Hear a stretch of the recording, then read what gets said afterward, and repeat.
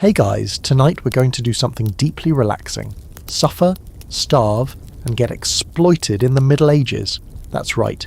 You're going to become a regular, average human born somewhere in medieval Europe. And spoiler alert, you probably won't survive this. But don't worry, we'll take it slow. Just you, me, and about 1,000 years of collective human misery wrapped in wool, disease, and crushing church guilt. So, before you get comfortable, take a moment to like the video and subscribe, but only if you genuinely enjoy what I do here. And hey, tell me, what city are you in right now? And what time is it for you as you settle in for this descent into soot-covered despair? Now, dim the lights, maybe turn on a fan for that soft background hum, and let's ease into tonight's journey together. You're born into a world where no one is excited about your arrival. Not because they don't love you, but because the odds are stacked hard against you from the moment you squirm out of your mother. You're probably in a hut, maybe wattle and daub walls with a thatched roof that leaks when it rains. Your mother's been in labour for who knows how long without a midwife, just a village woman who's done this a few times before and says encouraging things like, "At least it's not breech this time. If you're lucky, you come out whole. If you're not, well, that's that." People in this world don't linger on loss. They don't have time. The air smells like straw, old cheese, and smoke. There's no antiseptic, no clean linens, no sterile tools. Just a knife, if necessary, and maybe a leather strap to bite down on. If your mother doesn't die from blood loss or infection in the days after your birth, that's considered a win. You, though, your chances aren't much better. Infant mortality is the Grim Reaper's all-you-can-eat buffet. Between malnutrition, disease, and a general lack of medical understanding, up to half of all children die before the age of 5. You're not named right away. No one wants to get attached to something that might not make it through the week. They call you the baby, or the boy, or little one, and only when it looks like you're going to stick around do they give you a proper name, usually something biblical or vaguely Germanic sounding if you're in the Holy Roman Empire. That's assuming your family's even part of the official record. Most peasants exist outside any kind of formal census. You're born, you live, you die, and the land just swallows you back up. You're not born in a hospital. You're born into dirt, literally. The floor is dirt, the walls are dusty, and you spend your first hours swaddled in cloths that have seen better centuries. There's a fire, but not for warmth, mainly just for cooking and keeping the wolves away. If you're lucky, your family owns a pig. If you're really lucky, you're not born during a plague year. Spoiler, there are a lot of plague years. Now, a historical note here. Not everyone in the Middle Ages was poor. There were nobles, knights, monks, and merchants, with relatively cushy lives full of feasts and falcons and embroidered tunics. But you're the 90%. You're the peasant, the villain, the farm labourer, the dirt dweller. You're the kind of person history forgets. And that's what we're focusing on tonight. The default setting of medieval life. Poor, anonymous, and constantly uncomfortable. So what's quirky about being born in this era? Here's a fun fact. Sometimes people believed babies could be born evil. Like, demon-possessed, changeling-level evil. If a baby came out deformed or acted strangely, superstitions flared up fast. Midwives had to be careful not to be accused of witchcraft if something went wrong, which, considering the sheer lack of hygiene and zero prenatal care, was basically every Tuesday. There were even cases of newborns being tested to make sure they weren't secretly monsters, not super scientific. Meanwhile, among scholars and historians, there's still debate over just how bleak peasant life actually was. Some argue that medieval peasants, for all their suffering, had stronger communities, deeper spiritual lives, and more holidays than we do today. Others say that's romanticised nonsense, and life was just a prolonged, muddy endurance test. Who's right? Hard to say, but if you're currently a baby wrapped in a mildewed scrap of linen in a freezing hut, you're probably leaning toward the endurance test theory. Anyway, your family's too busy surviving to celebrate you. Your dad's already out working because fields don't plough themselves, and your siblings, assuming they made it this far, are running around barefoot outside chasing chickens or throwing sticks. There are no baby photos, no hospital bracelets, no birth certificates, just word of mouth and maybe a church record if someone got around to baptizing you. Oh, baptism. That's actually one of your first outings. The church doesn't mess around with baptism. Hell is real, the devil is active, and original sin clings to your soft little soul like fleas to a dog. The priest dunks your tiny screaming head into a cold stone font while muttering Latin you don't understand.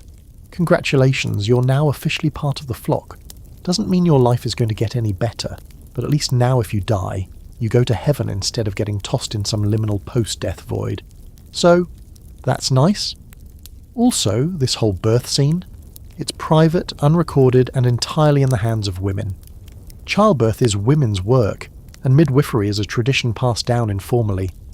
But if anything goes wrong, too much blood, a stillbirth, or the mother acting strangely afterward, it's not uncommon for the midwife to get accused of sorcery.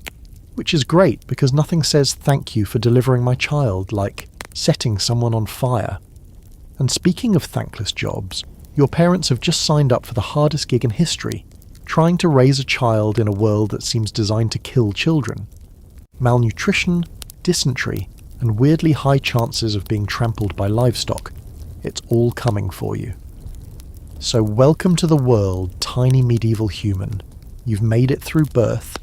That's step 1. Don't get too comfortable though. There are about 10,000 more ways for this story to end early. You're a toddler now. Not that anyone uses that word. No one's talking about developmental milestones or getting you into Montessori. You're just the little one who doesn't do much yet, except soil your linen wraps, scream during the night, and crawl into dangerous places. Your world is tiny, confined to the inside of your family's smoky, cramped home and a few feet outside the door. You toddle barefoot over a floor of packed dirt, and by barefoot, we mean always. There are no toddler shoes, no socks, just the constant press of cold soil, sharp straw, and the occasional goat turd beneath your little feet. Your hands are always dirty, and your face usually has something crusted on it. Porridge, soot, or worse. No one wipes you down after every mess. They're too busy and water is a luxury. Even if someone does bother, it's with a rag that hasn't been washed since last summer.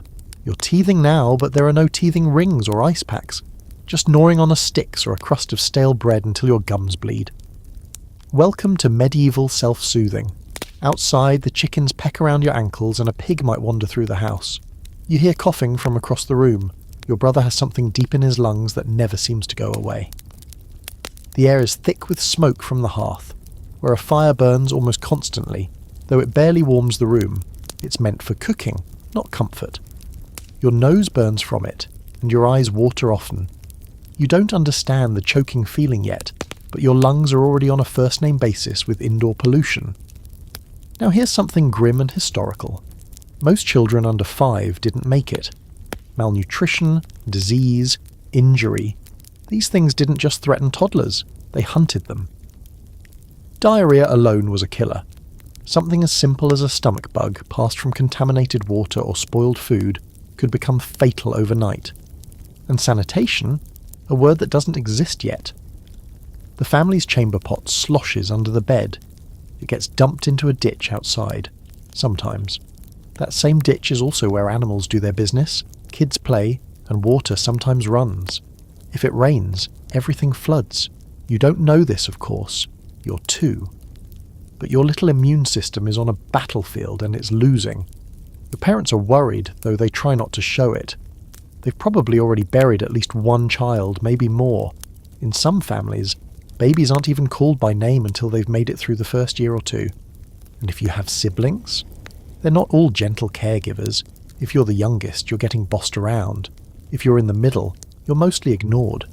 Kids here are treated more like small adults, expected to contribute, to stay out of the way, and to toughen up early. If you cry too much, someone snaps at you to hush, or gives you a cuff on the ear. Not out of cruelty, but because life is noisy and hard and no one has the energy for drama. But here's a quirky little fact about toddler life in the Middle Ages. Baby walkers were a thing.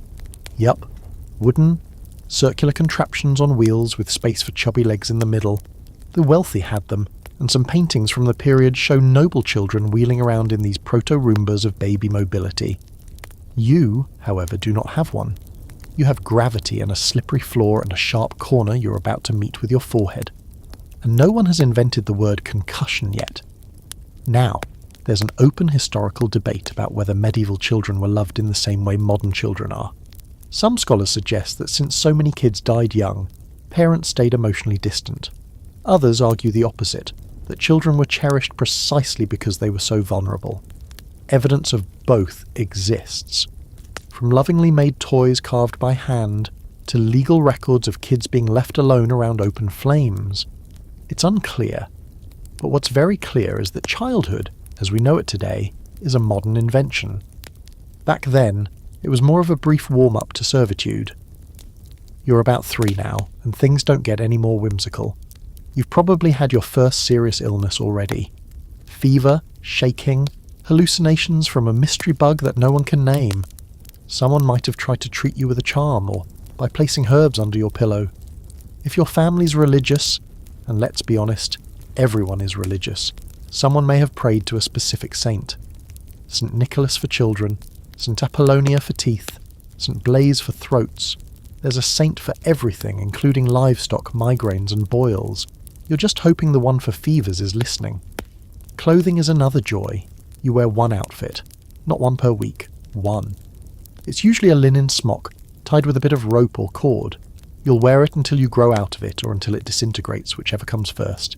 It's itchy, sometimes damp, and constantly in need of mending. Underpants? What are those? If you're lucky, someone pins an extra cloth around your waist, but otherwise your bathroom situation is extremely rustic. And then there's teething diarrhea. Not to harp on this again, but it's kind of a theme. You're sick often. Your nose runs constantly. You might have worms, almost everyone does, and if you scratch your scalp it's because lice have moved in. Everyone's got lice. They live in your clothes and your hair, and no one even tries to get rid of them. They're just part of the medieval body ecosystem, like elbows or sadness. Despite all this, you're still learning. You mimic your siblings, your parents. You start repeating words, copying motions. You might help your mother by carrying a small basket. You learn to stay away from the fire, even though you'll still burn yourself at least once. You don't know what a toddler tantrum is, because the first time you try one, someone threatens to throw you outside to sleep with a pig. You quiet down real fast, and still, you're growing. You're lucky in a way. You've made it to age 4. That puts you ahead of a lot of the other nameless kids in your village. You can walk, talk, maybe even help with chores. You've seen people die already, maybe an elderly neighbour, maybe another child. You don't fully understand what death is, but you know people go away and don't come back. There's no sugarcoating it, no rainbow bridge or soft explanations. People are born, suffer, and vanish. By the end of this chapter of your life, you've got a scar or two, probably a limp from falling into something sharp, and a look in your eyes that says, I have seen things. But hey, you're still here. Still trudging through the mud, still clutching your one ragged toy, still coughing up who knows what in the middle of the night. Welcome to toddlerhood in medieval Europe. You won't remember any of this later, but your body will carry the damage forever. You're 7 now, which means congratulations. Your childhood is over. Really. No cake, no transition, no slow drift into responsibility. It's just one day you're a kid playing in the mud with a stick, and the next, someone hands you a tool and tells you to get to work. Maybe it's a hoe for tilling the soil, a broom for sweeping out stables, or a basket for gathering firewood. You're expected to know what to do. You don't, of course, but you learn fast. Mistakes mean bruises, hunger, or worse. At this age, you're either working with your family in the fields, or, if you're unlucky, you've already been placed somewhere. That's a nice way of saying you've been handed off to another household, usually as an apprentice, servant, or farmhand. And no, you didn't get a say in this. Your parents need one less mouth to feed, and your new master needs cheap labour. It's not abuse, they say. It's tradition. It's how you learn a trade. It's how you become a proper adult. It's how your parents can stop looking at you like a potential burial expense. You walk to your new home. Maybe it's in the same village, maybe a few miles away. You've never been more than a mile or two from your birthplace before, so this feels like a full-blown odyssey. You don't cry, though. Not out loud. That's not how things work here. Emotion is private. Survival is public. Your new life involves waking up at dawn, fetching water, scrubbing floors, hauling manure, and staying quiet unless spoken to. If you're apprenticed to a blacksmith, you might be blowing the bellows for hours. If it's a baker, you're stoking ovens and sweeping ashes. Either way, your hands are raw within days. And what about play? Sure, there's technically time for it, but don't picture swing sets and hopscotch. Your playtime happens in brief snatches between chores. You kick a pig bladder filled with straw. You wrestle in the mud with the other kids. You throw rocks at rats. If someone carves you a little wooden animal or gives you a doll made from corn husks, that's basically Christmas. But you're also expected to grow out of play quickly. Play is for babies. You're practically a small adult now. You have responsibilities, obligations. You're expected to behave like someone twice your size. Historically, this is where the concept of childhood just sort of vanishes. Scholars argue about it. Did medieval people love their kids? Did they mourn them the same way we do today? The evidence is muddy. There are letters and songs and art that show tenderness, but also court records and sermons where children are treated as miniature sinners who need constant correction. So it's somewhere in the middle. Yes, you're loved, but you're also put to work, and there's no therapy if that balance feels wrong. You start to notice the adults around you more. You see how hard they work, how bent their backs are, how quickly they age. At 7, you already know this is your future. There's no real dreaming of something better. If you're the child of a peasant, you'll almost certainly stay one. The class system is stitched into the very fabric of life. The idea of rising up is as absurd as growing wings. Unless you're kidnapped by pirates or adopted by a travelling merchant, which honestly isn't as romantic as it sounds, you're going to spend your life right here, in this village, under the thumb of the same lord, eating the same grainy bread, until you die. Let's pause for a weird fact. In some regions, kids your age were already expected to do adult jobs, including being sentinels or helping in mines. In 13th century England, there are accounts of children as young as 7 working in lead mines. That's right. While you're still figuring out how to walk without tripping over your own feet, you're also learning how to swing a pickaxe in toxic air. Yay, medieval childhood. You get blisters. You get cuts. No one bandages you. You get told not to bleed on things. If you break a bone, it just heals wrong. If you cry too long, someone swats you. Not out of cruelty, but because pain is everywhere. It's not personal. It's just life. And your job now is to endure it without making things worse. On good days, there's a kind of rhythm. You wake up with the chickens, eat a piece of stale bread, and get to work. The sun rises. You hear the bell from the church in the distance. Midday, you might get some cabbage soup or a chunk of cheese if it's a feast day.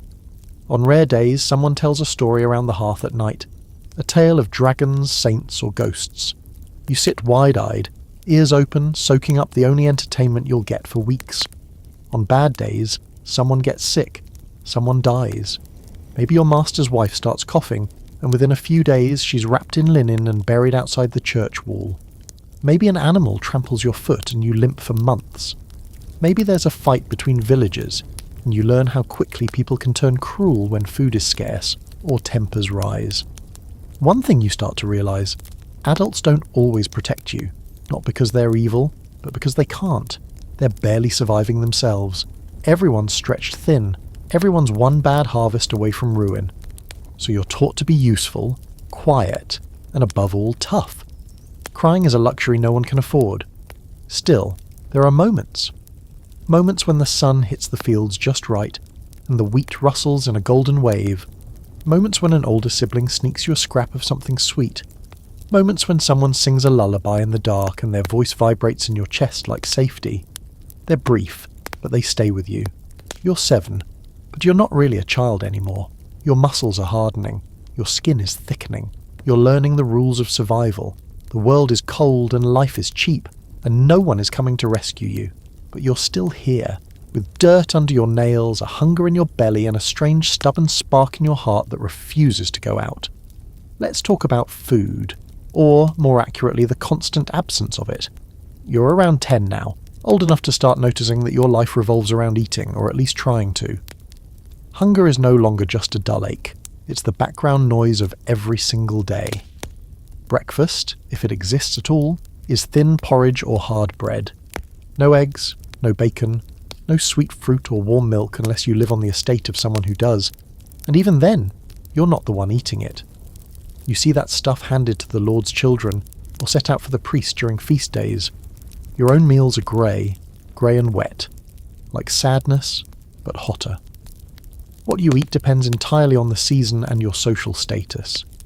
As a peasant, your entire diet hinges on 2 words: bread and gruel.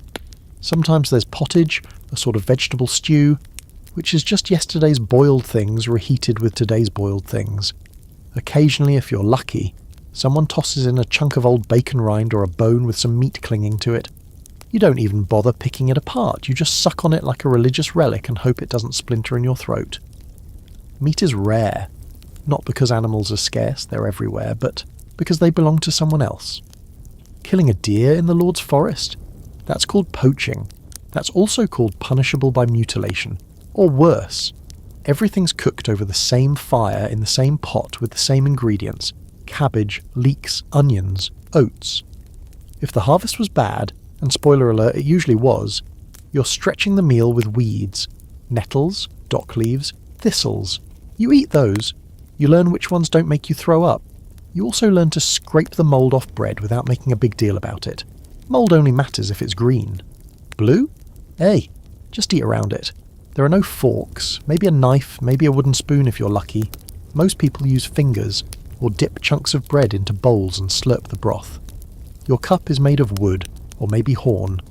You share it with others, and yes, everyone's mouth has been on it. Germs? That word doesn't exist yet. You wouldn't understand the concept even if someone explained it to you. All you know is that sometimes you get sick after a meal and sometimes you don't. And here's a weird historical twist. There are church-imposed fast days where you're not allowed to eat meat, eggs, or dairy. This happens a lot, sometimes half the year, depending on the calendar. But fasting doesn't mean going without food. It means swapping to fish. Rich people eat salmon, trout, and eel pies. You eat salted herring that smells like regret. If you live near a river, maybe you catch something fresh. But often it's salted, dried, or just old. You chew through it anyway, even if it crunches in places it shouldn't. And then there's ale. You drink it daily. Not the good stuff. Something called small ale, which is basically beer's sad, watery cousin. Why? Because the water will kill you faster. Every stream, pond, and well in your village is a bacterial horror show. People dump waste in it, animals wade through it, and nobody boils anything unless they're making soup. So kids drink ale, not enough to get drunk, just enough to stay alive. Here's a quirky fact for your growing malnourished brain. Bread in medieval Europe was sometimes made with weird ingredients. In bad times, people padded out flour with ground-up bark, pea husks, or even clay. In really desperate times, they baked bread from acorns, which had to be leached of bitterness using boiling water. The result, a kind of edible rock, tooth-breaking stuff. But hey, better than starving. Probably. And there is starvation. You hear about it from other villages. Sometimes you live through it yourself. A late frost, a wet summer, or a plague that kills the farm animals can send your whole community into survival mode. You hear adults mutter the word famine like it's a spell. They get quiet. They stretch out what little they have. You learn how to boil grass, you chew bark, you dream of butter, and butter dreams are the cruelest kind. There's always a hierarchy at the table. In a noble household, that means the Lord eats first, then the family, then the servants. In your peasant home, it means Dad gets the biggest scoop, then the older kids who work the hardest, then everyone else. If you complain, tough. No one's counting spoonfuls. You learn to eat fast and never ever leave anything behind. If you don't finish your bowl, someone else will. The dog, the pig, the neighbour's kid, it's all fair game. Sometimes there are festivals, church feasts, weddings, or village celebrations. On those days, the food flows a bit more freely. There might be roasted chicken, fresh loaves, honey cakes, and even apples. You gorge yourself until you feel dizzy. Then you don't eat properly again for weeks. Those moments feel like heaven, like a break in the clouds. They remind you of what food could be. Which honestly just makes everything harder the next day, when you're chewing on cold porridge and pretending it has flavour. Oh, and forget about spices. Salt is valuable. Pepper is exotic. If you have herbs, it's because someone grew them in a pot or found them in the woods. Garlic is good. Mustard seeds if someone's been fancy. But mostly, food is bland. Burnt sometimes. Undercooked other times. It's just calories. There's no joy in it. Just a constant gnawing anxiety about where your next handful is coming from. Among historians, there's ongoing debate about just how bad the medieval peasant diet really was. Some argue it was surprisingly nutritious. Lots of fibre, grains and vegetables, far less sugar than we eat today. Others say that's a romantic oversimplification. Malnutrition was rampant. Children's bones from the period show signs of stunted growth, rickets and chronic disease. So maybe it wasn't all doom, but it wasn't a culinary golden age either. You go to sleep most nights with an empty stomach, or maybe just not a full one. And in the dark, as you lie there on straw stuffed into a torn sack, you can hear your stomach gurgle and shift. You curl up, hands over your belly, and try not to think about bread, or butter, or meat. You try not to remember the feast day with the honeyed oats, because remembering hurts worse than hunger. You're a medieval child. You work, you walk, you wake, you eat, sometimes. And when you don't, you dream of things that taste sweet, and wake up chewing on the corner of your blanket. You can't read, and honestly, nobody expects you to. Not your parents, not your priest, not the tired old man who occasionally wanders into town with a bundle of waxy scrolls and smug knowledge in his eyes. Reading is for other people, rich people, clergy, scribes holed up in monasteries, hunched over desks by candlelight, muttering Latin to themselves and going slowly blind from the effort. You, though, you've got a different life. One where letters are weird scratchings on expensive material, and reading is as distant and irrelevant as the stars. You've probably never even seen a book. Not a real one. Maybe a missal or Bible on the church altar, locked away behind the priest's nervous glances, is written in Latin anyway, so even if you could read, it wouldn't make sense. The alphabet is a kind of magic, and not the fun kind. The scary kind. The kind that gets people burned when they start poking around in texts they weren't supposed to see. Your relationship with words is strictly oral. You learn by listening, repeating, and remembering. Your village has no school. Most don't. A few towns have church-run grammar schools, but you're not in one.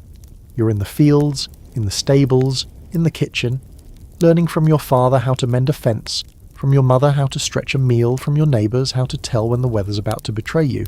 You're memorising stories, songs, prayers. Rote learning is survival here.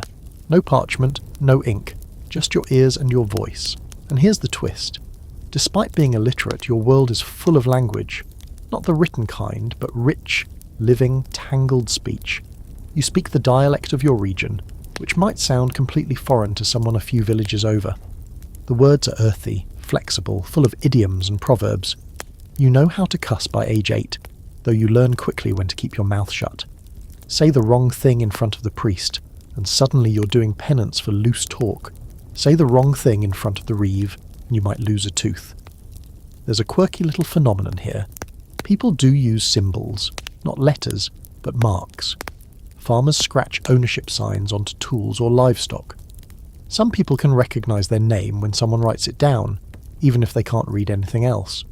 You might learn a cross signature, an X with a bit of flair, to stamp onto a document if someone important asks. You don't know what the document says and you don't ask. You just press your mark and hope no one steals your land out from under you. Now, technically, if you're a boy and you show exceptional promise, and if your family bribes the right monk, you might get sent to a monastery school. There you'll learn to read and write in Latin, chant psalms, and copy endless religious texts. But this is like winning the medieval lottery, the kind of opportunity that happens once in a generation, if that. For most, like you, life is too short and too demanding to waste on reading. Books don't put food on the table, they don't fix roofs, they certainly don't help with milking the goat or catching the runaway pig. Girls, they're even less likely to be taught. Unless you're the daughter of a noble, literacy is as likely for you as, say, owning your own castle. It's not considered necessary. You're being raised for marriage, for childbirth, for managing a household. You might learn a few prayers or religious songs, but nobody's handing you a quill and parchment. Why would they? That stuff is expensive, and your mind is meant for more practical tasks. Among historians, there's debate about the literacy rate in the Middle Ages. Some argue it was higher than we think, especially among clergy and merchants. Others say literacy was confined to a small sliver of society, with functional illiteracy the norm. Either way, it's agreed that the average peasant, like you, went through life without ever reading a single full sentence, and that was completely normal.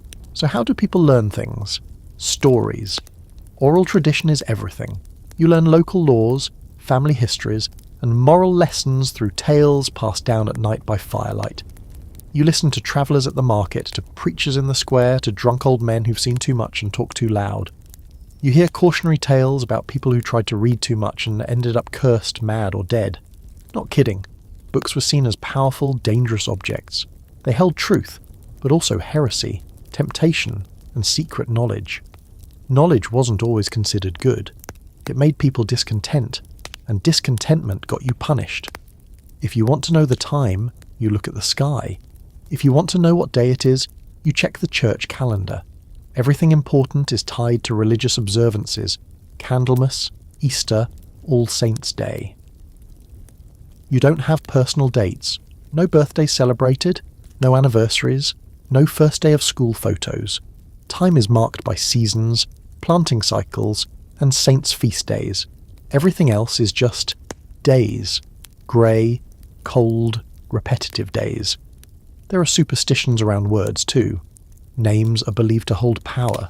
You were baptized with a saint's name for protection, not fashion. People don't speak certain words at night.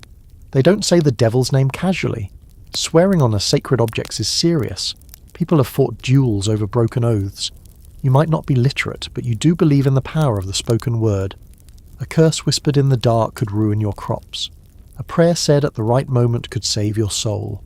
Meanwhile, the church is the one institution that does care about literacy, but only for its own purposes. Priests and monks need to read scripture, interpret doctrine, and keep the rest of you scared and obedient. They read for you. They tell you what the Bible says, what God wants, what the rules are. You can't question it because you can't verify it. It's a closed system of control, and you're on the outside, listening through the keyhole. But there's a strange kind of freedom in your ignorance too. You don't worry about texts, laws, or contracts. You rely on memory, instinct, and tradition. You carry the stories of your people in your head, passed down from your mother, your grandfather, your neighbour who survived a wolf attack that one winter. You're part of a living, breathing oral history, messy, inconsistent, and deeply human. So, no, you can't read. You never will. But that doesn't mean you're stupid. It just means you've been given a different kind of knowledge. The kind that lets you survive long winters, recognise edible roots, predict weather by the way birds fly, and avoid getting smacked by the Reeves walking stick. You know things. You just don't know them in ink. Let's talk about your teeth, or what's left of them. You're about 12 now, and already your mouth is a disaster zone. You've never seen a toothbrush, never heard of toothpaste. Floss might as well be wizard magic. You've been chewing on tough bread, gritty with bits of groundstone from poorly milled flour. Every bite acts like sandpaper, wearing down your enamel, leaving your teeth flat and yellow. One of your molars cracked last month, and now it's just a jagged stump that aches when you breathe in too sharply. You keep poking it with your tongue like it'll fix something. It won't. Tooth decay is common, especially among peasants who rely heavily on bread and porridge. The problem isn't sugar. Most people can't afford it, though it is starting to trickle into Europe from the east, but grit. Millstones break down over time, and bits of stone dust end up in the flour. That turns every meal into a slow erosion of your dental future. By the time you hit your 20s, if you make it that far, you'll be lucky to have a few front teeth left. Gaps are common, so are abscesses. A swollen face from infected gums isn't just inconvenient, it can kill you. Infection travels, and when it does, your options are limited. Prayer, herbs, or hoping it bursts outward instead of inward. There are no dentists, well, no licensed ones. There's a blacksmith who'll pull your tooth with tongs if you ask nicely. Sometimes, even if you don't. Barbers double as surgeons. That means they'll cut your hair, bleed your veins, and yank out teeth all in one horrifying visit. You sit on a stool, bite down on a piece of leather or maybe your own sleeve, and try not to scream too loudly when they start pulling. There's no anaesthetic. Maybe a bit of ale to dull the edge. or a sharp slap to distract you from the bigger pain. What's worse is the smell. Everyone's mouth smells bad. Everyone's. You're used to it. You barely notice your own. But occasionally, when someone talks close to your face, especially the elderly, you get a whiff of something that could knock over a mule. Rotting teeth, infected gums, and food particles stuck in crevices for days. Mouths are basically medieval horror houses. Kissing, if it ever happens, is more of a symbolic gesture than a pleasant one. Romance doesn't exist in the dental department. Here's a quirky historical fact. People did actually try to clean their teeth. Sort of. Some used rough cloth to rub away build-up. Others chewed on twigs or used soot, ashes, or crushed herbs to scrub their mouths. There are even some records of mouthwashes made from vinegar or wine mixed with spices. But these are mostly used by the rich or the very desperate. You rinse your mouth with cold water from the well and hope for the best. When a tooth starts to hurt, you pray it either falls out clean or doesn't kill you in your sleep. You hear stories, of course. Tales of people who died from mouthworms or tooth demons. Explanations for pain that no one understands. You're told to keep your mouth closed when walking through graveyards, lest spirits crawl in and settle behind your molars. Some folks hang charms around their necks to prevent jaw pain. Others wear saints' medallions or smear mashed garlic on their cheeks at night. These things rarely work, but they give people a sense of control in a world where control is a cruel joke. Historians argue about how widespread dental problems really were. Some medieval skulls show surprisingly decent teeth, especially those from rural areas. Others, particularly from wealthier remains, show severe decay due to early sugar consumption. So your fate may depend more on what you can't afford. If you're too poor for honey, jam, or imported sweets, you might keep a few teeth longer. Congratulations on your poverty, it's saving your enamel. But gum disease doesn't care about sugar. It's coming for you anyway. Your gums bleed when you chew. Sometimes your breath tastes like metal. You don't talk about it. No one does. It's normal. Pain is normal. Rot is normal. You're still expected to carry water, lift firewood, and smile when the reeve walks by. A toothache won't get you out of chores. It just makes everything harder. You notice the elderly, what few there are, gumming their food. Their mouths collapse inward like dried fruit. They slurp pottage because they can't chew. Their voices are thick, their words slurred. You wonder if that'll be you someday, if you're lucky enough to grow old. Maybe you'll live to 40 and be one of the wise ones. Maybe you'll die at 17 when your jaw swells shut and the fever sets in. Hard to say. There's no toothpaste commercial ending here. No dental miracle. You just live with the pain until the tooth falls out or someone yanks it free. Sometimes it happens during a meal. You bite down, hear a crunch, and realize it wasn't the bread. You spit something white into your hand. Another little piece of you, gone. And through all of this, no one's checking your health. There are no exams, no wellness visits, no friendly professional reminding you to floss. You learn to live with a low-grade hum of discomfort in your jaw, your gums, your ears. It blends into the background of everything else. Cold feet, sore muscles, hunger pangs. You're used to pain. It's the closest thing you have to a baseline. Yet despite all that, you keep chewing. Because you have to. Food might be terrible, but it still needs to be eaten. You learn to favour one side of your mouth. You learn which kinds of pain mean wait, and which mean do something now or die. And if you're lucky, really lucky, you'll find someone with a steady hand and a sharp tool when the time comes to finally say goodbye to whatever's rotting in your skull. So go ahead. Flash your crooked, yellowing, half-broken smile at the world. That's the face of survival, baby, and nobody's judging. Mostly because they can't see you in the dark, and if they could, their teeth are worse. Winter doesn't arrive gently. It doesn't glide in with soft snowflakes and cosy evenings by the hearth.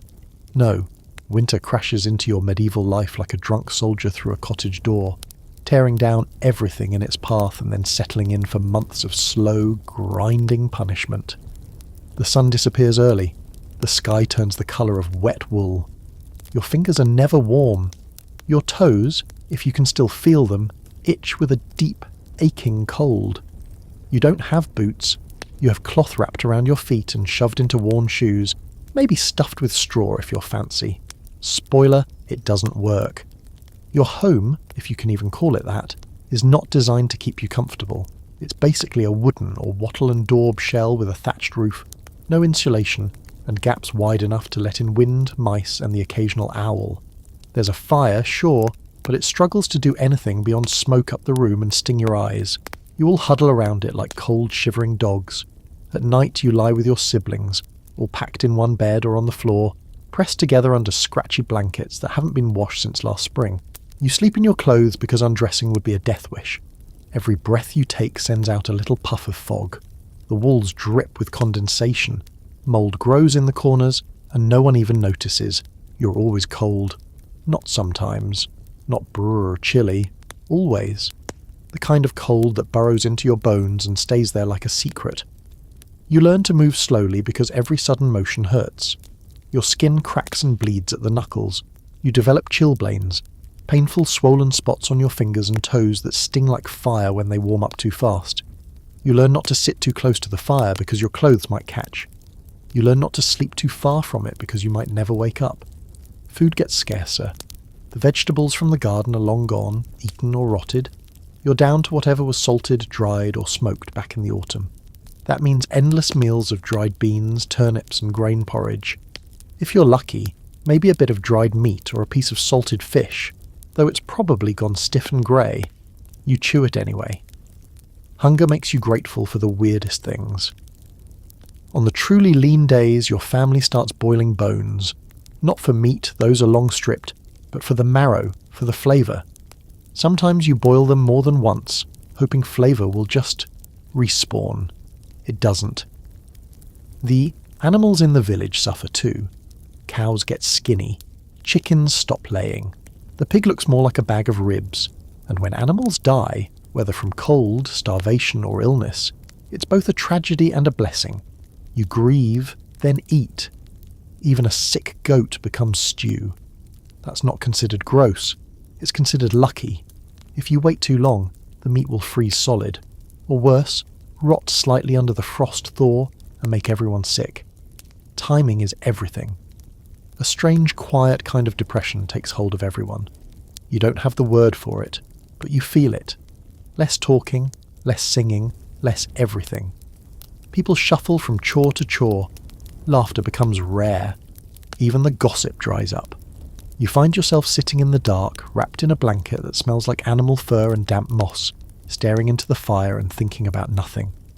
Your dreams are about warmth, just warmth. And if you get sick during winter, good luck. There's no such thing as going to the doctor. You're treated at home, if at all, with herbal teas, whispered prayers, and poultices made from old recipes and vague hopes. Fevers are dangerous. Coughs turn into death sentences. You listen at night to the sound of someone breathing wrong, shallow and rattling. You know that sound. You've heard it before. You know what comes next. One winter, someone in the village dies from the cold. Maybe an old man who couldn't walk anymore. Maybe a child whose blanket slipped off in the night. People find them stiff, curled like sleeping cats, eyes frozen open. There's no ambulance, no morgue, just strong backs and a shovel. The ground is too frozen to dig deep, so the body is stored in the barn until spring. That's a normal thing here. Quirky historical detail for you. Some medieval homes had livestock indoors, not because people were animal lovers, but because cows give off heat. Imagine sleeping beside a snorting, flatulent cow because it's the warmest part of the house. And no, that doesn't mean it's cosy. It means you wake up to hot breath in your face and the gentle sounds of a creature relieving itself 2 feet from your head. You don't bathe in winter. Bathing is rare in general, but in winter, it's a laughable idea. Water must be hauled, heated, and kept from freezing long enough to wash with it. So instead, you just layer on more clothes and lean into the smell. You stink. Everyone stinks. Your armpits are rank, your socks are crusted. Your scalp is a zoo of lice. It's fine. It's normal. You get used to your own stink until you catch a whiff of someone else's, and even then, you only complain if it's really bad. There's also the fear of storms. Not the fun kind, but the ruinous kind. Snow collapses roofs. Wind rips thatch clean off. Heavy frost kills the weak animals and sometimes takes the weak people too. You hear stories of wolves wandering close to villages drawn by hunger. If you're near a forest, you sleep lightly, listening for howls. Realistically, wolves aren't as big a threat as famine or infection, but people fear what they can imagine. And a wolf's eyes in the dark are easy to imagine. The church stays active during winter, of course. Services continue. You drag your stiff body into the cold stone building where the wind whistles through cracks in the wall. The priest reads scripture about suffering, patience, and the promise of heaven. You listen, teeth chattering, wondering if heaven has warm socks. There's scholarly debate about whether medieval winters were truly as brutal as we imagine, but one undeniable fact remains. The period known as the Little Ice Age began around the 14th century and lasted several hundred years. Winters became colder, longer, and deadlier. Crops failed more often. Food stores ran low. Entire communities disappeared under snowdrifts or through slow, invisible starvation. Climate was not your friend. So you survive. Somehow. Day by day. Meal by meagre meal. Fire by fragile fire. You learn that winter isn't an event. It's a personality. A mean, pitiless, sneering guest who overstays their welcome every single year. And when the first thaw finally comes, when the ground softens and the streams run again, you feel like you've escaped something monstrous. You walk outside barefoot for the first time in months, and even the mud under your toes feels like a luxury. You made it. This time, you are filthy. And not in the missed a shower this morning kind of way. This is long-term, industrial-grade filth. You've got layers, like geological layers. If someone scraped your skin, they could probably carbon date your last 3 meals. You've got soot in your pores, straw tangled in your hair, and something unidentifiable crusted under your fingernails. Bathing is not part of your routine. It's not even part of your life. It's something that happens only on special occasions like major religious holidays or, after a particularly traumatic pigsty incident. Let's be very clear, you don't have a bathroom. That word doesn't even exist yet. You have a bucket maybe, a hole, possibly a shared communal pit somewhere near the edge of the village that everyone politely ignores until it overflows or collapses. You go when you need to, behind a barn, under a tree, or in the woods if you're lucky enough to live near one.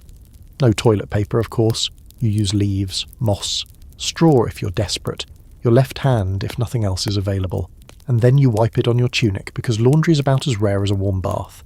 You do wash your hands, occasionally, in cold water with no soap, unless someone's made a batch of lye-based sludge that doubles as detergent and skin remover. It burns, but it cleans. You might splash your face in the stream in the morning, or rinse off your feet if they're covered in manure, but that's it. Full body cleansing, that's a production. First, you need water, cleanish water, which means hauling it from the well or river, then heating it over the fire in batches, then finding a tub or something tub-adjacent. That process can take hours, days, if someone's hogging the cauldron, so most people just skip it. Now let's say you do take a bath. It's communal. Maybe your entire family takes turns in the same water, starting with the father, then the mother, then the kids in descending order of age and importance. By the time you climb in, it's barely warm and has a murky sheen that looks like soup gone horribly wrong. You splash your limbs, scrub with a rag that smells like old cheese, and call it good. There's no shampoo, no conditioner, just water and the hope that you'll feel slightly less greasy afterward. You probably don't. The result? Constant body odour, and not just mild musk. We're talking olfactory assault. But here's the thing. Everyone smells, so no one notices. Or rather, no one cares. You grow up surrounded by people who smell like sweat, smoke, animal dung and old wool. It becomes your baseline. Perfume exists, sure, but only for the wealthy. They dab rose water or lavender oil on their necks to mask the stench of their unwashed bodies. You sniff them from across the street like they're mythical beings. For you, the closest thing to perfume is accidentally standing downwind from someone baking bread. Here's a weird and wonderful historical tidbit. In some towns, there were public bathhouses. Yes, actual places with tubs, heated water, and occasionally even soap. But, and this is a big but, those bathhouses often doubled as brothels. Over time, thanks to disease, corruption, and the general disapproval of the church, surprise, they started shutting down. Cleanliness, it seemed, was too risky. Better to stay dirty than accidentally bump into temptation while washing your feet. Your hair is its own ecosystem. Long or short, it's never clean. You don't have a brush. You might have a comb carved from bone or wood if you're lucky. It doesn't do much. You pull out knots with your fingers. You scratch constantly. Why? Because lice are always with you. You might occasionally try to pick them out or smash them between your thumbnails, but it's like bailing out a sinking ship with a spoon. They just keep coming, so you stop bothering. If things get bad, your parents might shear your head. Scalp you, basically. That's the medieval version of pest control. Start over. Your clothes? Also disgusting. You own one outfit, maybe two if you're blessed. Wool or linen, rough as tree bark, stained from food, sweat, and who knows what else. Washing them is rare. Again, the water problem. So instead, you wear your clothes until they're stiff, then beat them with a stick, maybe rinse them in a stream and hang them on a bush to air out. It doesn't help. You smell like you've been buried for 3 days and dug up for a barn dance. And feet, oh, your poor feet. Cracked, cold, and caked with mud. If you wear shoes, they're made of leather, probably passed down from someone else and stuffed with rags. They don't fit. You walk barefoot more often than not. That means stepping in animal waste, sharp stones, puddles of who knows what. You get infections. You ignore them. If your toenail turns black and falls off, you just shrug. That's life. Historians still argue about just how dirty people in the Middle Ages really were. Some claim the stereotype is overblown, pointing to early hygiene manuals and occasional references to washing rituals. Others say those manuals were aspirational, like medieval Pinterest boards, not actual practices. Archaeological digs show a mix. Some combs and personal items, but also latrines dangerously close to kitchens and trash heaps next to sleeping quarters. So yeah, some people tried, most people didn't. Superstitions tied into cleanliness too. Some folks believed that water could open the body to illness, that bathing made you vulnerable. Washing too much was suspicious, even unnatural. You might get accused of vanity, or worse, sorcery. A woman who bathed often, clearly up to something. Better to stink like everyone else and stay safe. But the real tragedy of filth isn't just physical, it's psychological. You stop feeling human after a while. You forget what it's like to be clean. Your skin itches constantly. Your hair feels heavy with grime. You dream about baths, about sinking into warm water and just floating, weightless and free of crust and stench. But it never comes. You wake up to fleas biting your ankles and the cold breath of winter through a hole in the wall. Still, somehow, you survive. You laugh. You eat. You find joy where you can. And if someone points out that you smell like a sack of wet dogs, you just shrug and say, so do you. Because in this world, cleanliness isn't next to godliness, it's next to impossible. You've been hearing about hell since you could speak. Not just in passing, not as a vague threat whispered by a parent during misbehaviour. No, hell is a central feature of your entire worldview. It's as real as hunger and cold and toothaches. It's a burning, screaming, eternal destination that you will absolutely go to if you mess up. And messing up includes a dizzying list of things no one ever fully explains. The church owns your soul, and it reminds you constantly that it's doing you a favour just by keeping it out of Satan's jaws. You've never read a Bible, of course. You wouldn't understand it even if you could. It's written in Latin, and only the clergy are allowed to interpret it anyway. But you hear it, chanted in church, shouted from pulpits, sung in strange, slow melodies. The priest is your gatekeeper to heaven, the translator of divine truth, and occasionally the village moral police. He tells you what God wants. He tells you what God hates. He tells you that everything is a sin, and that penance is your only hope. You attend Mass regularly, not because you want to, but because it's mandatory. Not going is suspicious. The entire village shows up, shuffling into the cold, echoing church building, with its draughty stone walls and the scent of mildew clinging to the old wooden pews. You kneel on cold floors, you mumble prayers, you watch as the priest performs the same rituals over and over, his back always to you, speaking in a language none of you understand. The service isn't about connection or joy. It's about obedience, submission, fear. You're taught early that life is a test. Everything you do is weighed and judged, not just by your peers, but by God himself. And he is always watching. Thinking a bad thought? Sin. Sleeping late? Sin. Eating too much? Sin. Skipping confession, big sin. And once sins pile up, you're on a fast track to hell where, depending on the sermon, you'll either be flayed by demons, boiled in excrement, or eternally gnawed by worms the size of horses. You have nightmares about it. Everyone does. Confession is the only escape hatch. You kneel in a wooden box or in a corner of the church and admit everything to the priest. Sometimes you confess things you didn't even do, just in case. Thoughts, feelings. Maybe you had a dream about a neighbour's wife. Maybe you stole an egg. Maybe you got mad and swore under your breath. The priest listens, sighs heavily and gives you a punishment. A few Hail Marys, maybe a fast, maybe a trip to the whipping post if it's bad enough. It doesn't always feel like forgiveness. It feels like buying time. You've been taught about saints too. Lots of saints. They're your only real backup. You pray to them like they're customer service reps in heaven. Lost something? Pray to St. Anthony. Got a sore throat? That's St. Blaise. Suffering from boils? Good old St. Job.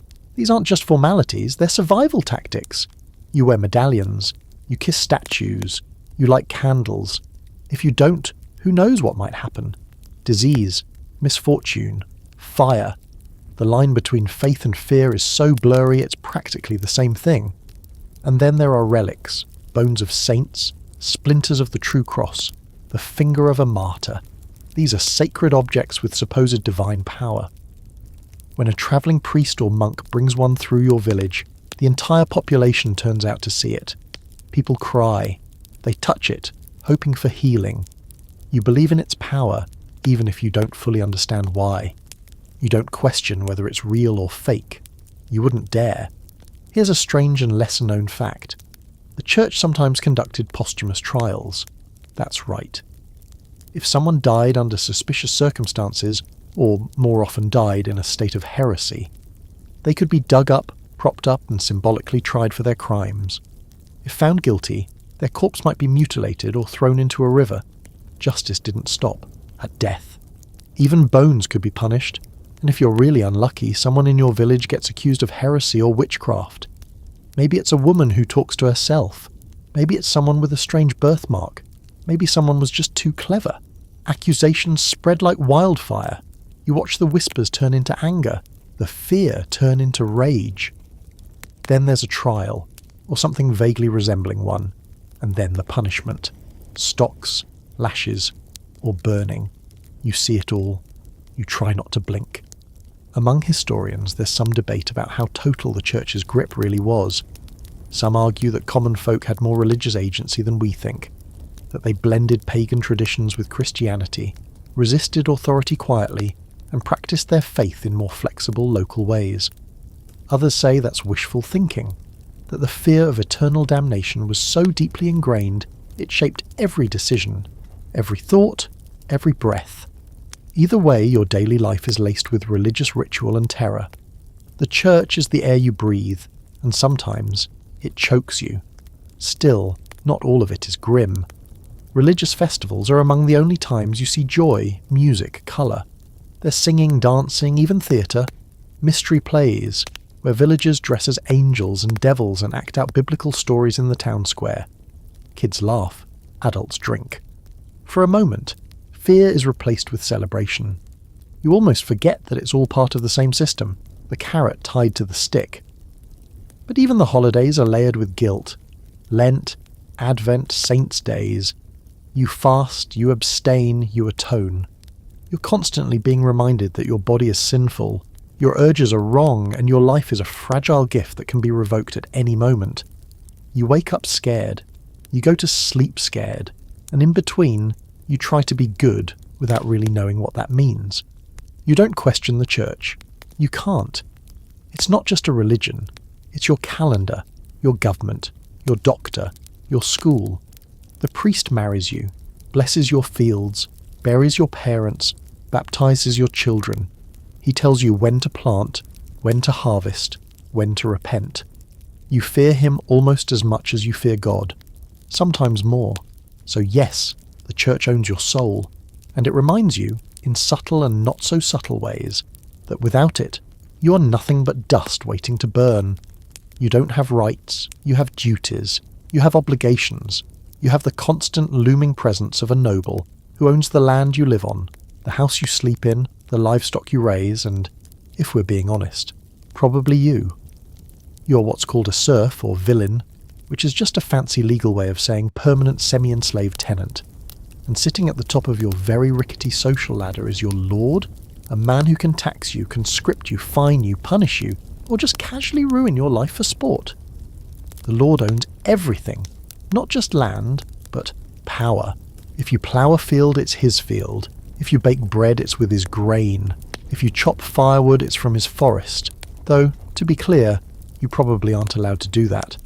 The forest is a privilege, not a right, and one of the fastest ways to get yourself punished is to go poking around the woods for fuel, game, or mushrooms without permission. Even picking up fallen branches could land you in the manorial court. You pay taxes in everything: grain, chickens, labour, and sometimes your dignity. Your lord takes a cut of your harvest, your cloth, your animals.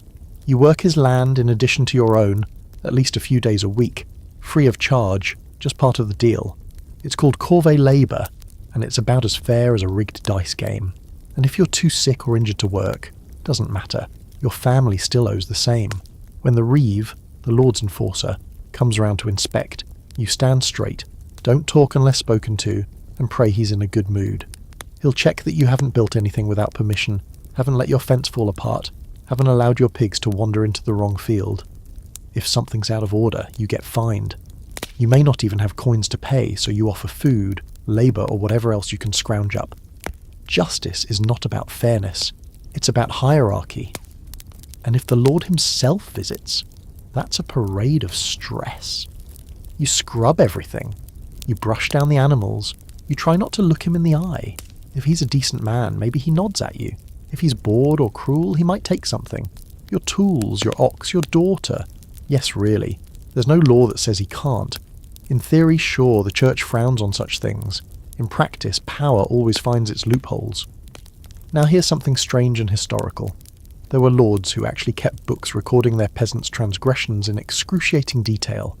These manorial rolls survive in some archives today. They show that if you missed a payment, broke a fence, or let your goat trespass, it was written down like a divine judgment.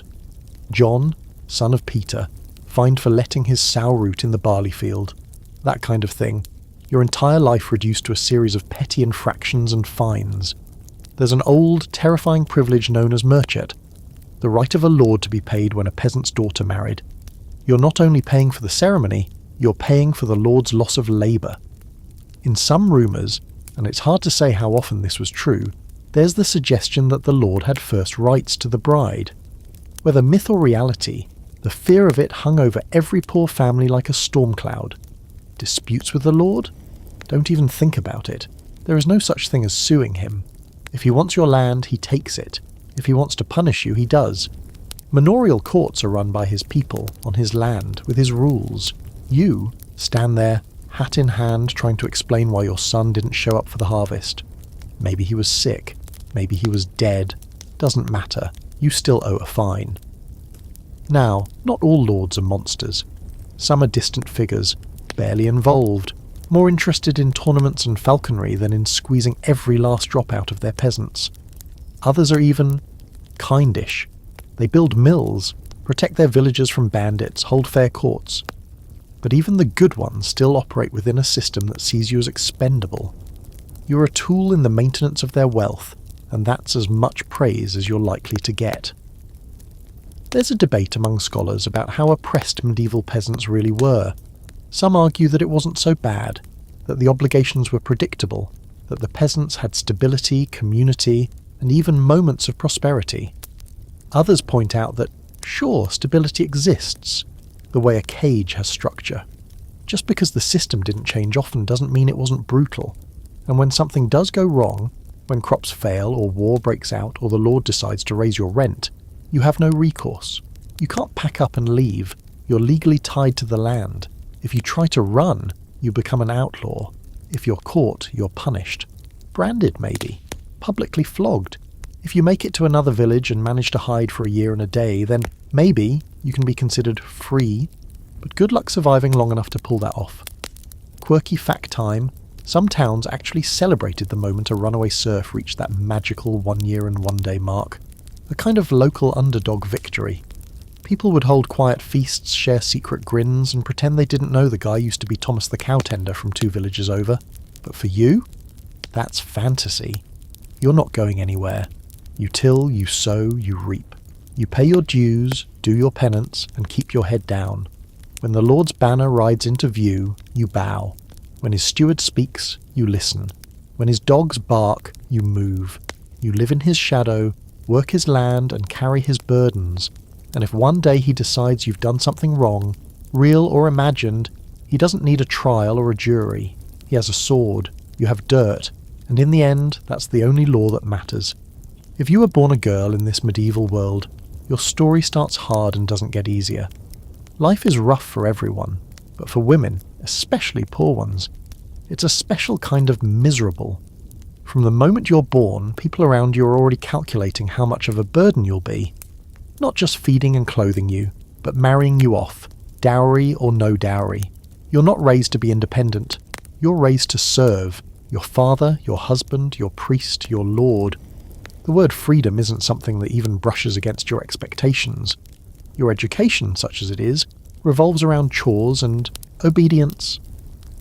While boys might be sent off to learn a trade or serve in a lord's household, you're kept close to home, trained in the domestic arts, weaving, spinning, milking, cooking, and producing endless children until your body gives out. You're taught to be modest. You're taught to be silent. You're taught that your body is a temptation and your thoughts are dangerous. If you ask too many questions, people start to wonder if there's something unnatural about you. By the time you're 12 or 13, the question of marriage becomes very real. Not dating, not courtship, marriage. You're barely out of childhood, and now your parents are discussing who they can marry you to based on social ties, land, and sometimes pure desperation. Love isn't part of the conversation. If you're lucky, the man is only 10 years older. If you're unlucky, he's twice your age, already has children, and sees you as a womb on legs. Once married, your life is no longer your own. Your husband controls your property, your labour, your body. You have no legal personhood separate from him. Your job is to run the household, raise the children, and not make trouble. If you're from a wealthier family, maybe you oversee servants. If you're a peasant, you do it all yourself. Baking, washing, hauling water, raising animals, and somehow not dying from exhaustion. Birth control doesn't exist, and even if it did, the church would call it heresy. So you get pregnant. Often. Childbirth is terrifying. There are no hospitals, no trained doctors, maybe a midwife, if you're lucky, though even that can be a gamble. Sometimes she helps. Sometimes she kills you by accident. There's no anesthesia. You bite down on a cloth and scream until your throat tears. If the baby's breech, you pray. If it's too big, you pray harder. If you die, your family wraps you in cloth and buries you quickly before infection spreads. And if the baby dies, which is very common, no one cries for long. They can't afford to. It gets worse. If you survive, you're expected to get back to work within days. There's no such thing as postpartum care. You're bleeding, shaking, sore to the bone, and someone still expects you to milk the goat and stir the pot. Your infant is swaddled tight, kept near the hearth, or hanging from a wooden cradle beam overhead while you work. You might nurse while kneading dough, or strap the baby to your back while gathering firewood. It doesn't stop. The church does not treat you as an equal. Eve's sin hangs over your gender like a storm cloud. Women are considered morally weaker, intellectually inferior, and spiritually suspect. Your value is measured by chastity, obedience, and how much trouble you don't cause. If something bad happens, crop failure, illness, miscarriage, people start asking if a woman nearby did something wrong. Did she look at someone too long? Speak out of turn? Smile at the wrong time? That's how witchcraft accusations start. Someone falls sick. A cow dies. A storm hits unexpectedly. People need someone to blame, and a poor, outspoken, unmarried woman is a perfect target. She's too old, too quiet, too off. Someone says she cursed the butter. Someone else remembers seeing her gather herbs in the woods. Before long, she's being dragged in front of the village elders, forced to confess under pressure, maybe tortured. And then, well, it doesn't end well. Ducking stools, stocks, burning, whatever makes the villagers feel safe again. Here's a strange historical detail. Some women in certain medieval cities could own businesses or inherit property. In places like medieval London or parts of northern Italy, widows sometimes ran workshops, taverns or markets. But even then, they were expected to remarry quickly or hand control over to a male relative. Independence was always temporary, an accident of timing, not a right. As for unmarried women, there's really only one respectable option: the convent. If your family can afford the donation, and you're considered pious enough, you might become a nun. This isn't a punishment, it's often a relief. It means education, safety, structure, and a life without the risks of childbirth. You might even learn to read, copy manuscripts, or grow herbs for medicine. But again, this is rare, a privilege. For most girls, the path is straight and narrow: childhood, marriage, motherhood, death. There's another quieter tragedy here. Women's stories are rarely recorded. Men write the histories, men tell the tales. You give birth, break your back working, survive plague after plague, and still your name is forgotten the moment you die. No tombstone, no song, no record. Maybe someone mentions you in a legal document, the wife of, and that's it. Your whole existence becomes a footnote. Modern historians are still piecing together what daily life was like for women. Diaries and letters are rare. Artifacts help, as do wills, court records, and church documents. But it's like reconstructing a song from a few scattered notes. The silence around medieval women isn't an accident, it was designed. You weren't supposed to leave a mark, so you live carefully. You keep your head down. You teach your daughters what your mother taught you: how to survive in a world that barely sees you. You whisper prayers at night and try not to die young. You bleed, bend, and bear the weight of a system that never intended to protect you. And still, you endure. That's the miracle. You don't marry for love. You marry because someone says it's time, or because it's financially convenient, or because your family owed someone else a favour and now you're part of the payment. Maybe the arrangement was made when you were still playing with sticks in the yard, too young to understand what the adults were negotiating over mugs of sour ale. One day, you're told to prepare. You nod, because what else do you do? Weddings aren't magical fairy tale events. They're practical transactions with bread and beer. If you're lucky, there's music and dancing. If you're poor, and you are, it's a quick ceremony in the church, a handful of neighbours standing around, and then back to work by sunset. No honeymoon, no gift registry. Just you and your new spouse awkwardly sitting on the same straw mat for the first time, both pretending this is normal. It is normal. Marriage isn't about feelings, it's about survival. You pair up to manage a household, combine resources, and produce children. It's an alliance, not a romance. Affection might grow over time. There are stories of couples who learn to laugh together, to lean on each other. But often there's distance and fear, especially if your spouse is older, cruel, or just exhausted by life. You learn to keep your head down. You learn to read moods. You learn when to speak and when silence is safer. Your dowry, if you have one, might be a few chickens, a goat, or some threadbare linens. It doesn't belong to you anymore. It's part of the marriage contract. Your new husband takes control of everything. Your labour, your belongings, even your body. Consent isn't a concept here. Marital rights are assumed. If your husband wants you, you're expected to submit. If you don't, the church reminds you that obedience is your holy duty. And for men, well, marriage is a mixed blessing. You gain a partner, sure, but also another mouth to feed. A wife means children, and children mean more pressure to produce food, fix the roof, haul firewood, and stay alive through winter. You're tired. You've been tired since you were 7. Now there's someone else relying on you not to fail. Some men respond to that pressure with kindness, others with anger. And since no one's taught you how to process your emotions, anger tends to win. Domestic violence is common. It isn't hidden. It's not even really frowned upon unless it gets extreme. A man has discipline rights over his wife, just like he does over his children, animals and property. If your husband hits you, people say, well, what did she do? If you run, where will you go? Back to your parents who might beat you for causing shame. To a convent if you can afford it. There are no shelters, no police, only neighbours who pretend not to hear. And still, you're expected to make a home. Even if the home is a single room with a dirt floor and a smoky fire pit, it's your domain. You mend clothes, cook meals, birth babies, and stretch the last onion in the basket to feed everyone one more day.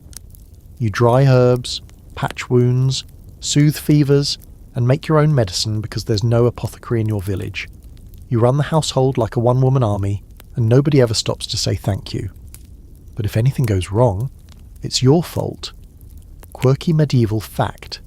If a married couple fought publicly, they could be sentenced to something called riding the stang, a form of public humiliation where neighbours paraded effigies of the couple through the village, mocking them with songs and jeers. Sometimes the actual couple was made to ride backward on a donkey while people threw rotten vegetables. Marriage was not private. It was everyone's business. Divorce doesn't exist. Not really.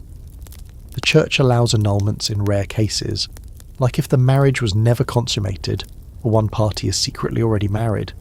But for normal people, you're stuck. Forever. Separation is sometimes tolerated, but only informally, and only if you're both too miserable to keep living in the same hut without resorting to murder.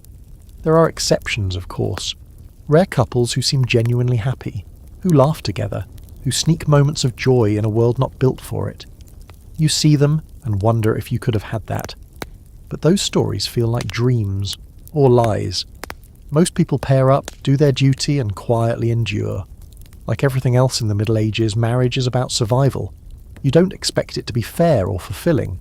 You just hope it doesn't make life worse. There's an open debate among scholars about how peasants viewed marriage emotionally. Did they feel love? Were they capable of a romantic attachment? Of course, humans are humans. But love was considered a dangerous thing, disruptive, indulgent, suspicious. Too much affection could distract from work, from piety, from your place in the social order.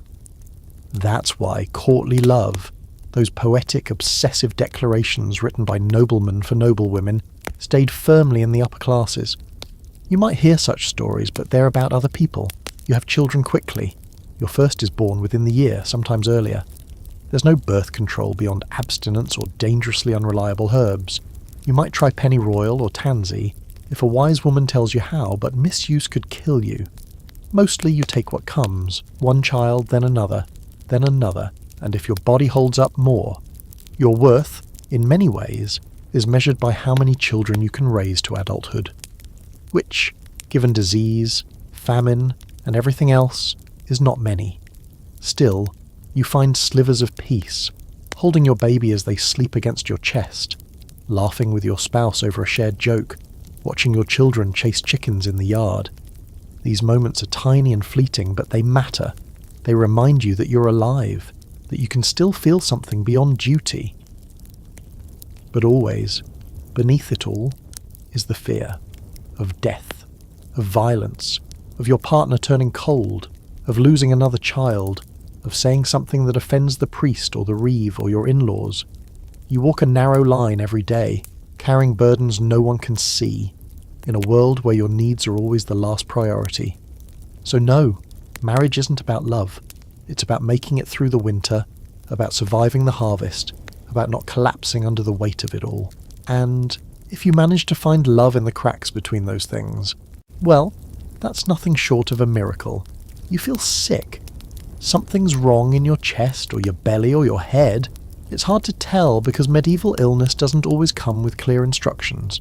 One day, you wake up with chills. The next, your skin is hot and your joints ache like you've been trampled by a drunken ox. You want help, but there's no doctor in your village, no clinic, no hotline to call for a diagnosis. There's just your family, some herbs hanging from the rafters, and a deep, suffocating uncertainty. Is it a fever? A curse? Or has your time simply come? The local healer is a woman who lives on the edge of the village. She knows plants, poultices, and prayers. She's helped before, easing a cough here, treating a rash there. But no one fully trusts her. The line between healing and heresy is thin. Still, she shows up at your door, smells like damp leaves and garlic, and checks your tongue with fingers that tremble from age and suspicion. She mutters something about humours and fetches a satchel of dried nettle, mint, and yarrow. You drink what she brews, and it's awful. Bitter and gritty and possibly alive. You swallow it anyway, because there's nothing else. If things get worse, they call the priest. He doesn't bring medicine, of course, he brings faith. Holy water, a few relics, and a mumbled Latin blessing. You confess your sins just in case this is divine punishment. Maybe you missed Mass, maybe you thought something impure, maybe you're being tested. You clutch the edge of the bed and pray. Not for healing necessarily, just for it not to hurt too much if you die. And then someone suggests bloodletting, because in this world, medicine often involves letting things out. Bad spirits, toxins, excess humours. You don't fully understand the theory, but you know it's a thing. A serious, sharp-faced man arrives with knives and a bowl. He doesn't ask if you're ready. He slices open your arm just below the elbow and lets your blood trickle out like a leaking wineskin. Maybe he uses leeches instead. Maybe both.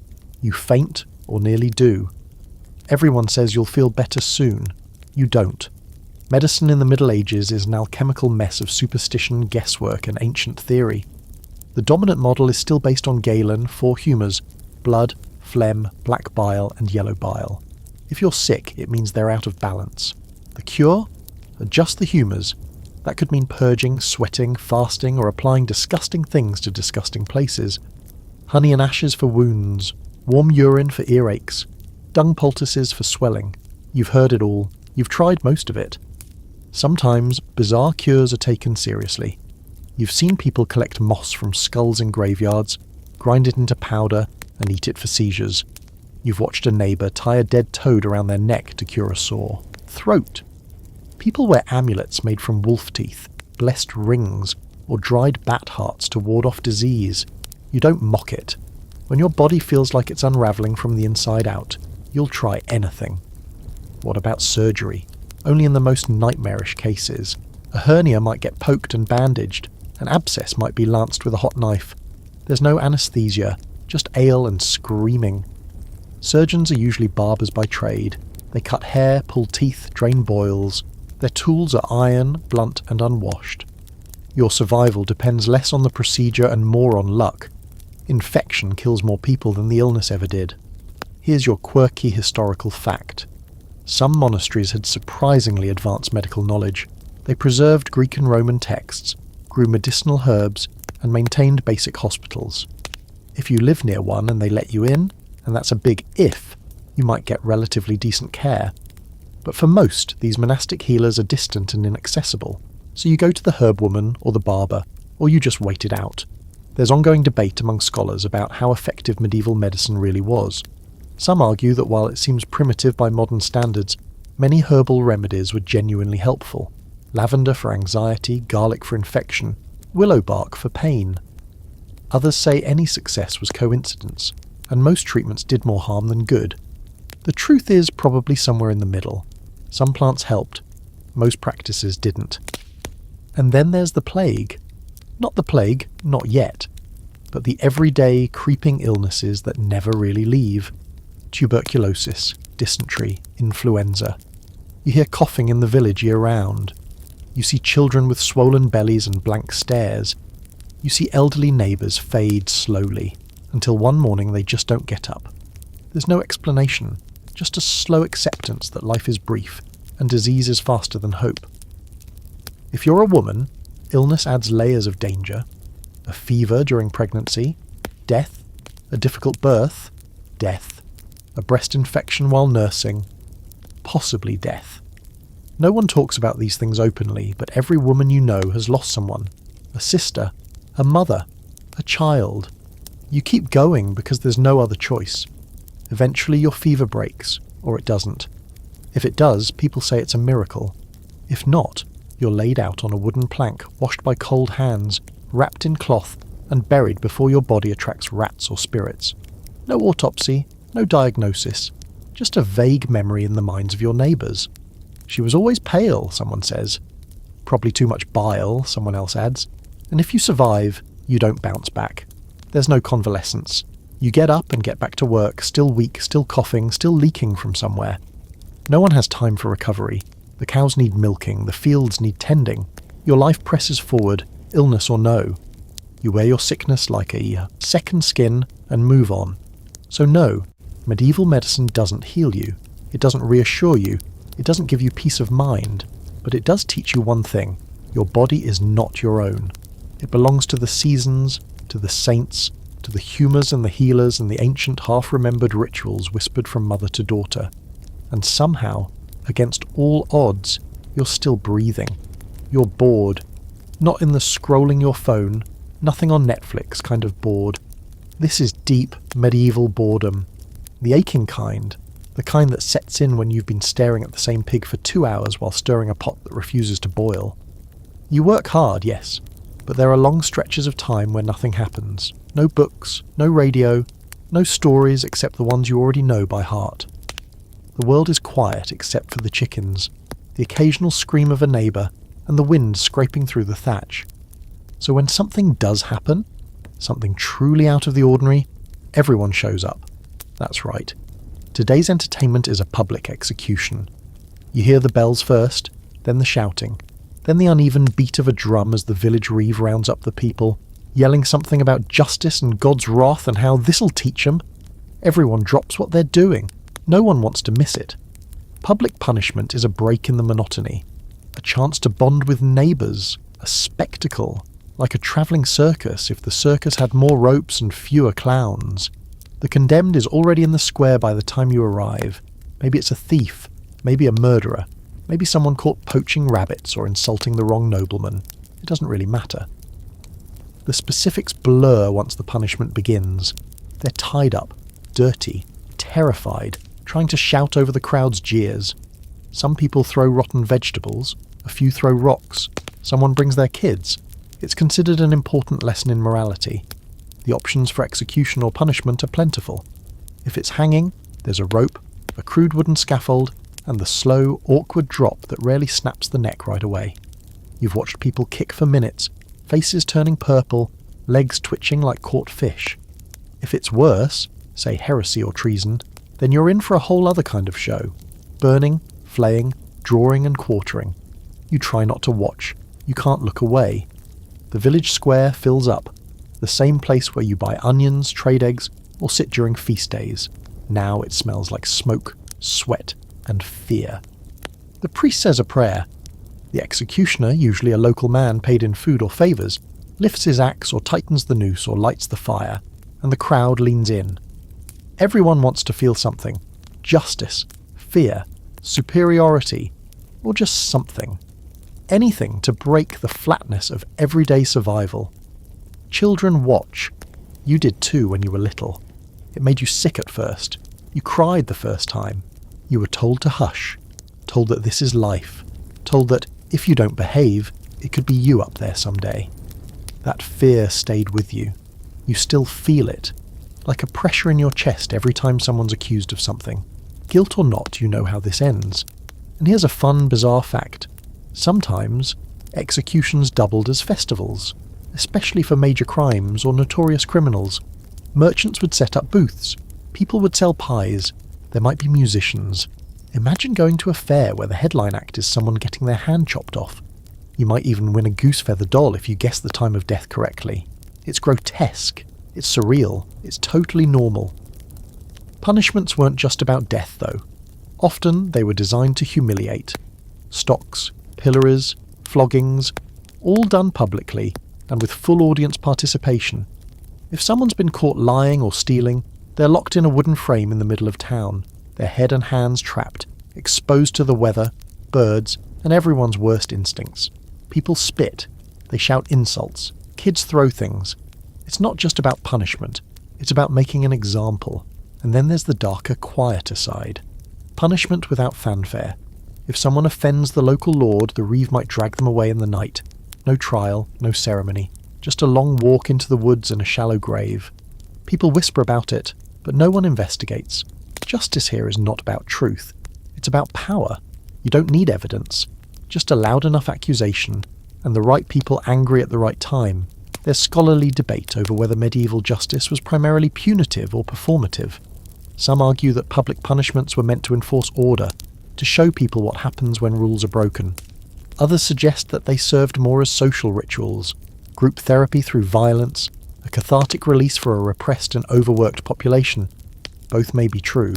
What's certain is that you do feel something when you watch. Something ugly but real.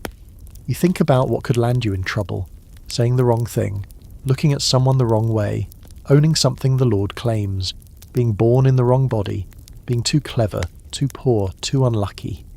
The line between guilt and innocence feels thinner every year, so you keep your head down, you smile when spoken to, you nod during sermons, you work hard, go home, and hope you never give anyone a reason to look at you too long. But you remember the faces, you remember the screams, you remember the way people laugh while someone suffers. That part haunts you. Because if you ever end up in that square, you know exactly how it'll go. Your neighbours will be there, your friends, the priest. They'll all be watching. Some might cry, most won't. They'll eat their pies, they'll throw their fruit, and when it's over, they'll go back to their chores like nothing happened. So you walk away, quieter than before. You think about justice, about mercy, about how easily pain becomes spectacle. You know there's no protection, only luck, and if your luck runs out, well, at least the crowd will have a good time. Your village stinks, always. It's not a temporary issue, not a seasonal thing. The smell is a permanent feature of life, like hunger or back pain. You're so used to it, you barely notice anymore, until someone visits from another village and wrinkles their nose, or until you step out after a rare rain and realise the air briefly smells like something other than rot. But most of the time, it's a stew of manure, sweat, mud, smoke, mildew, and death. Every breath you take is filtered through the grand olfactory experience of medieval peasant life. The streets, though calling them streets is generous, are more like trails of trampled mud, sometimes paved with broken stones, sometimes just churned earth, made worse by every cartwheel and barefoot step. Rain turns them into thick, soupy rivers. In winter, they freeze into uneven slabs that cut your soles like knives. In summer, they bake into rutted paths that smell like hot dung and old turnips. You step carefully, not just to avoid injury, but to avoid, well, everything.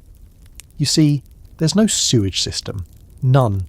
Your toilet is a hole in the ground, a bucket in the corner, or a chamber pot that gets emptied when it starts to overflow, not before. The contents?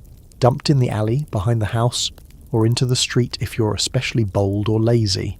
Some people shout "Gardyloo" before tossing it out the window, but let's be honest, most don't bother. So you walk through town with a keen eye and fast reflexes.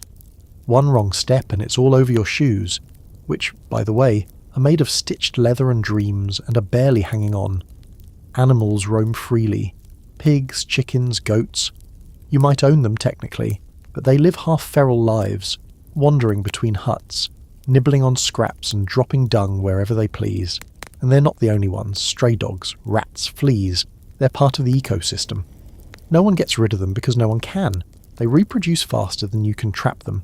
And besides, the rats eat the garbage, so they're practically co-workers at this point. Let's talk about garbage. Everything you don't want anymore, rotten food, broken tools, dead animals, gets tossed into a ditch.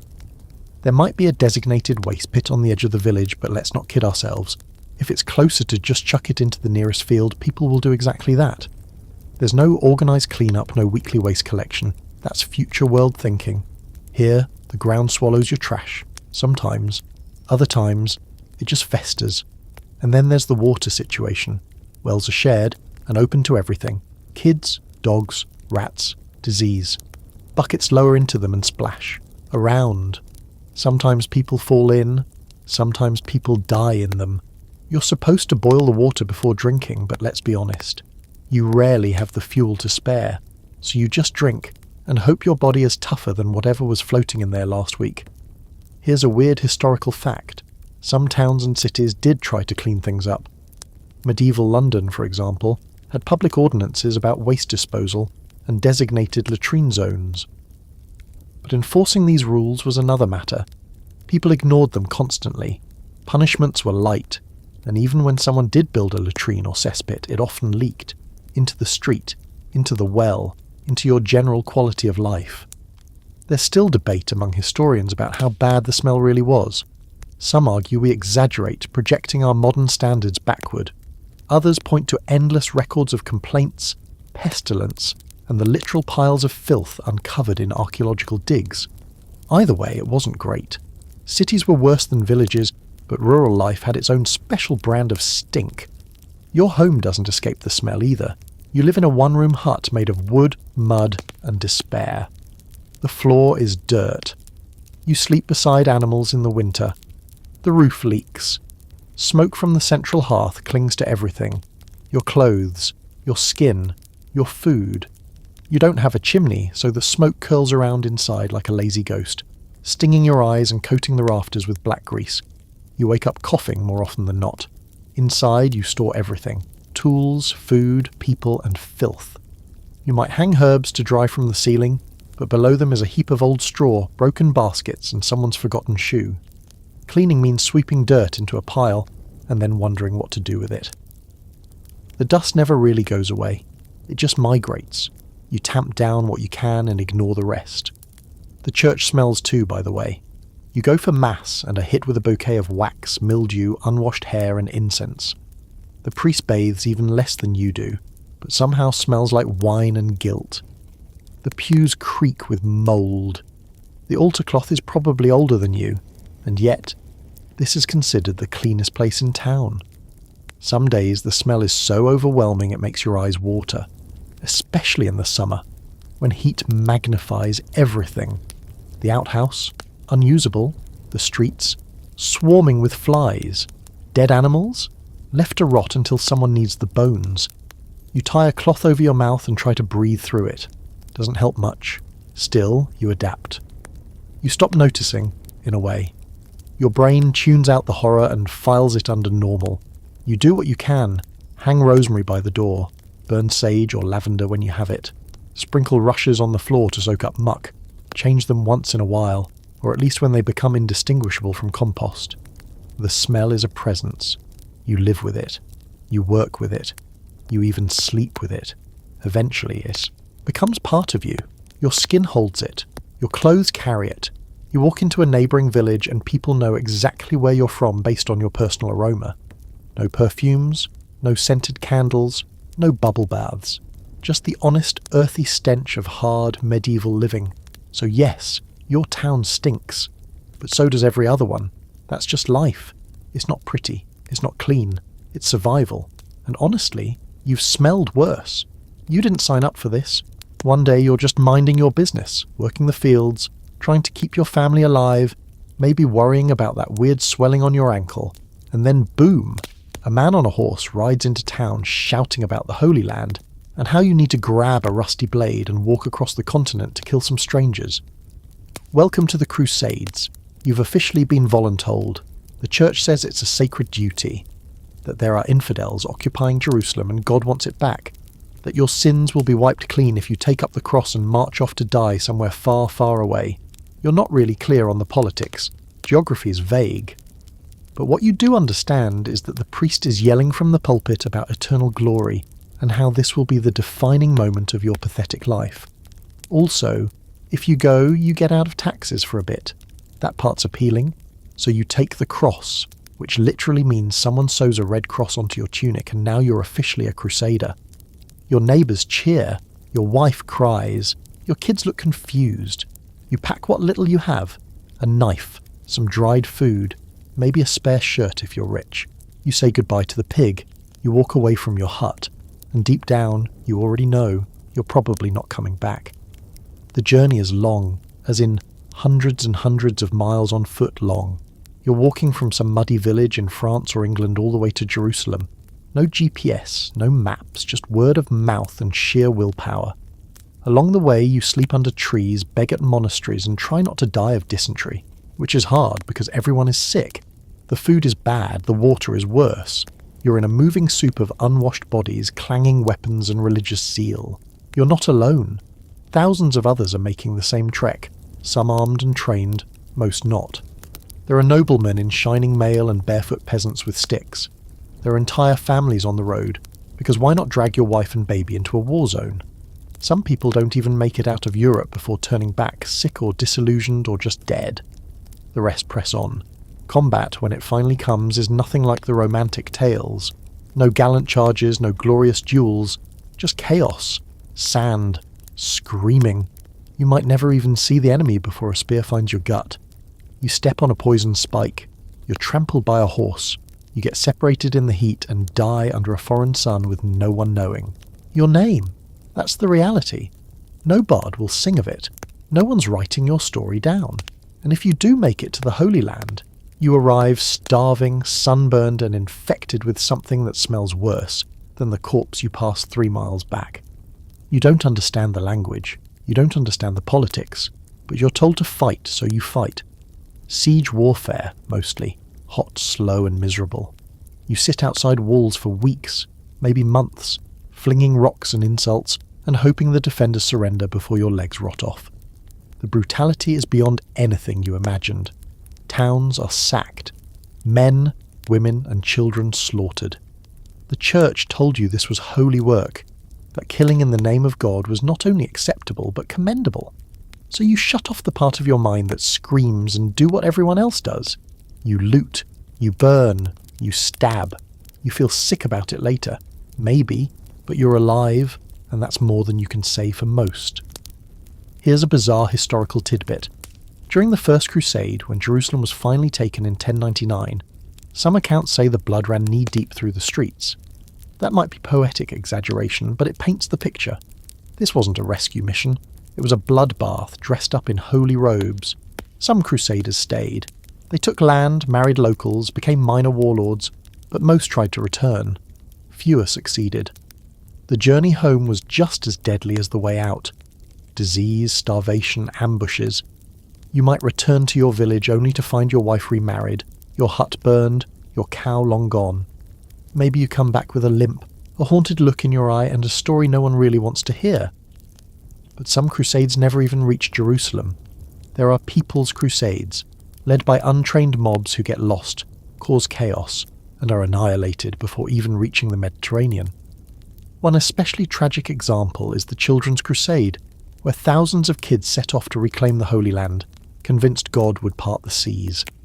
Most never made it past the Alps. Many were sold into slavery. You hear about it in horrified whispers. You can't even begin to process it. Historians still debate why so many people went. Was it faith? Desperation? Greed?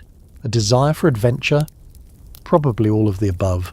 For many peasants, it was the only way to escape the dead-end grind of feudal life. You might die on the road, but at least you died doing something, right? You tell yourself that.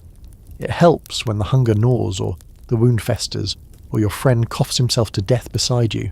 And the weirdest part, crusading becomes kind of normal, like a recurring nightmare. Every few decades the Pope calls for a new one. You might go more than once. Maybe your son will go too. It becomes a generational trauma passed down like a bad recipe. When I was your age, we marched through Anatolia without shoes. That kind of thing. So no, you didn't sign up for this. But here you are, ankle deep in mud, blade in hand, praying to a God you don't understand for mercy, for strength, for the chance to see your home again, knowing full well that this holy war, this blessed journey, this glorious cause might just be the stupidest, bloodiest mistake of your life. It starts with a cough, a quiet one from a neighbour's hut. You barely notice at first. People cough all the time in this world of cold fires and colder houses, but then there's another. Then someone gets a fever. Then a family doesn't show up to church. And then, one morning you see a body being carried out wrapped in linen, stiff and strange. No ceremony, no procession, just haste and fear.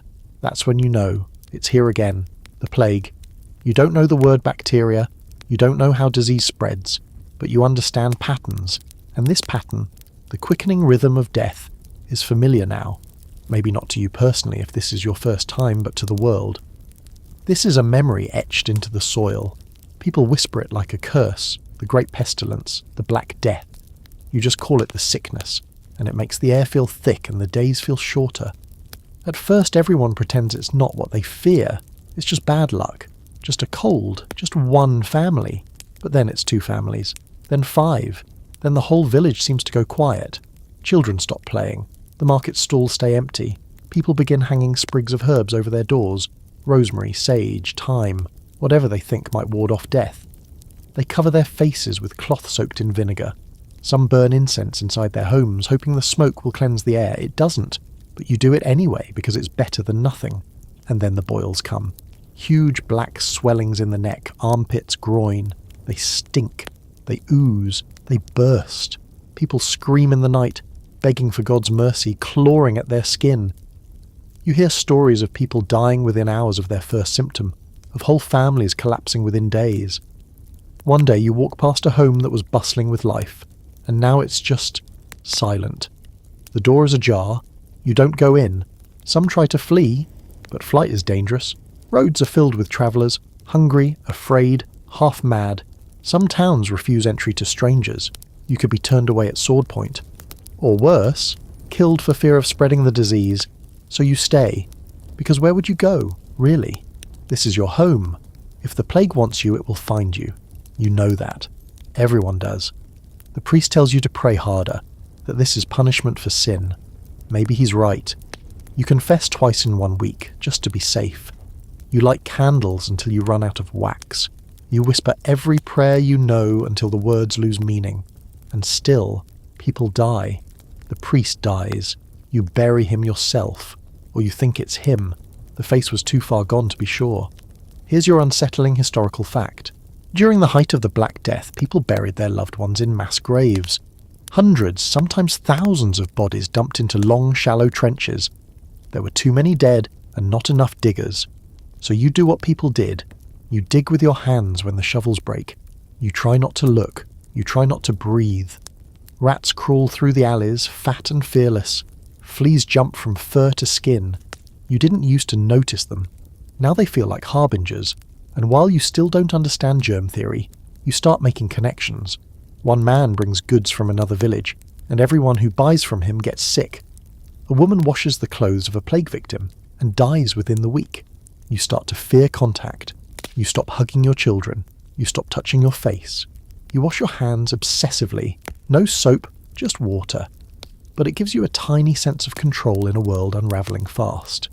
Some people think the end is here, not just the end of the village, but the end of everything. They say Judgment Day has come. They speak of signs, strange weather, blood in the moon, rivers running dry. You want to laugh, but you can't.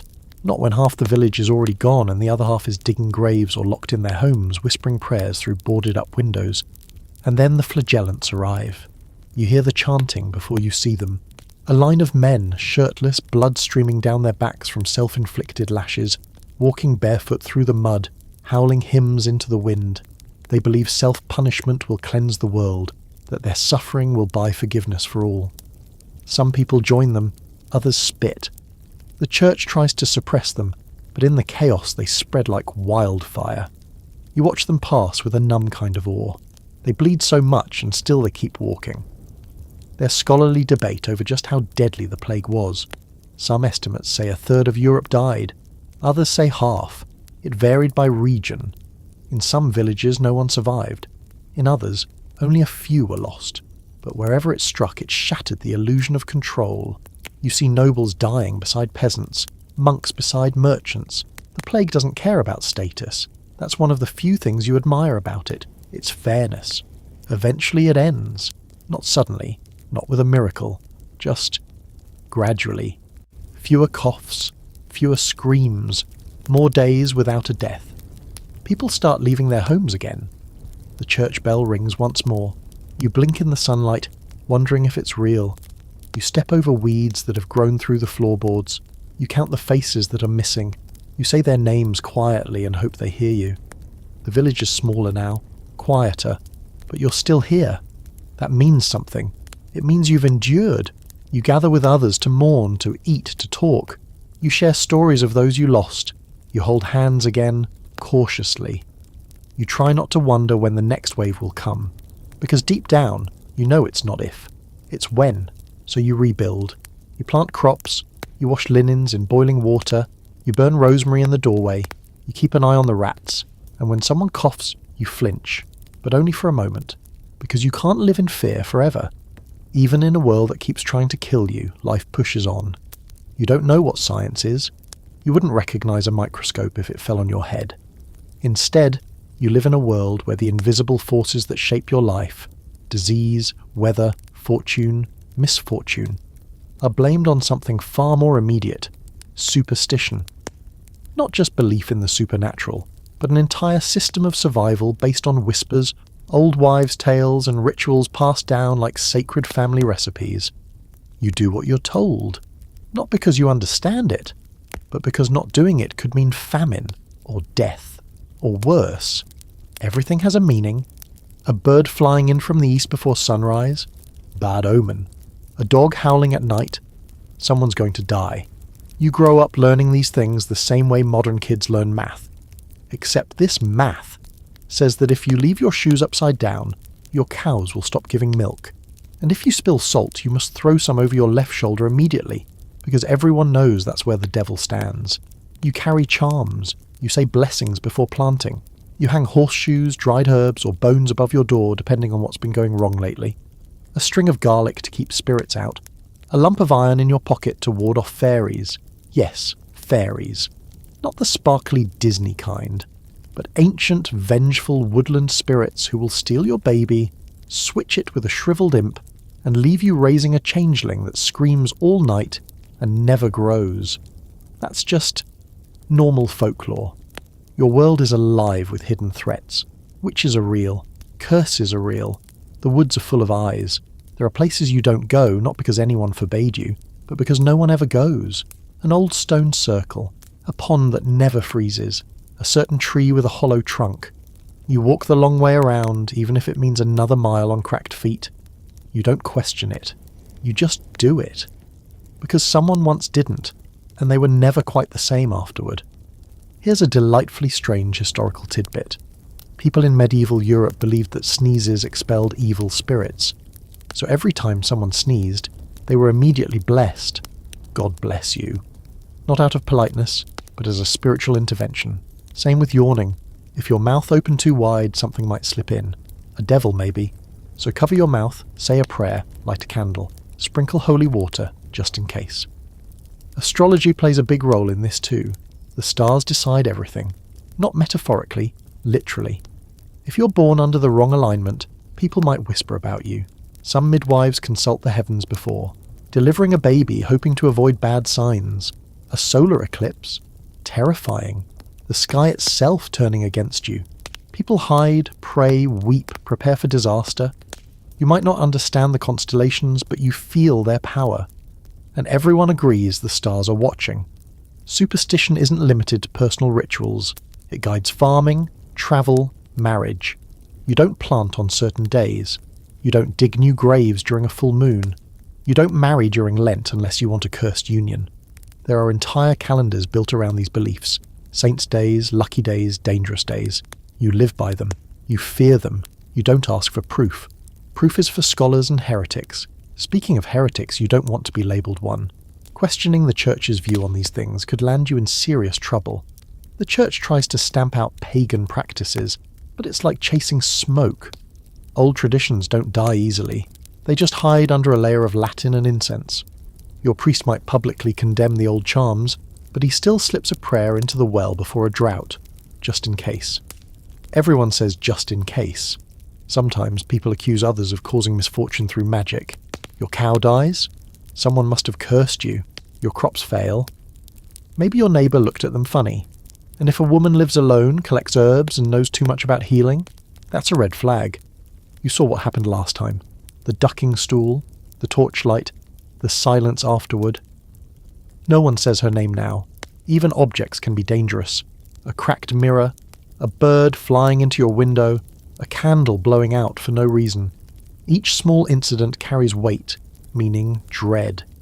You don't want to believe it, but the rules are everywhere, like invisible threads holding the world together. Cut too many, and something bad will come. You just know. Some of these beliefs are comforting. Superstition gives you a sense of control in a world that offers very little. If you do the right thing, say the right words, avoid the wrong paths, you might be okay. You might stay healthy. You might keep your baby. You might survive the winter. It's all maybes, but when death is always close, maybes feel like lifelines. Historians still argue about how widespread these beliefs were.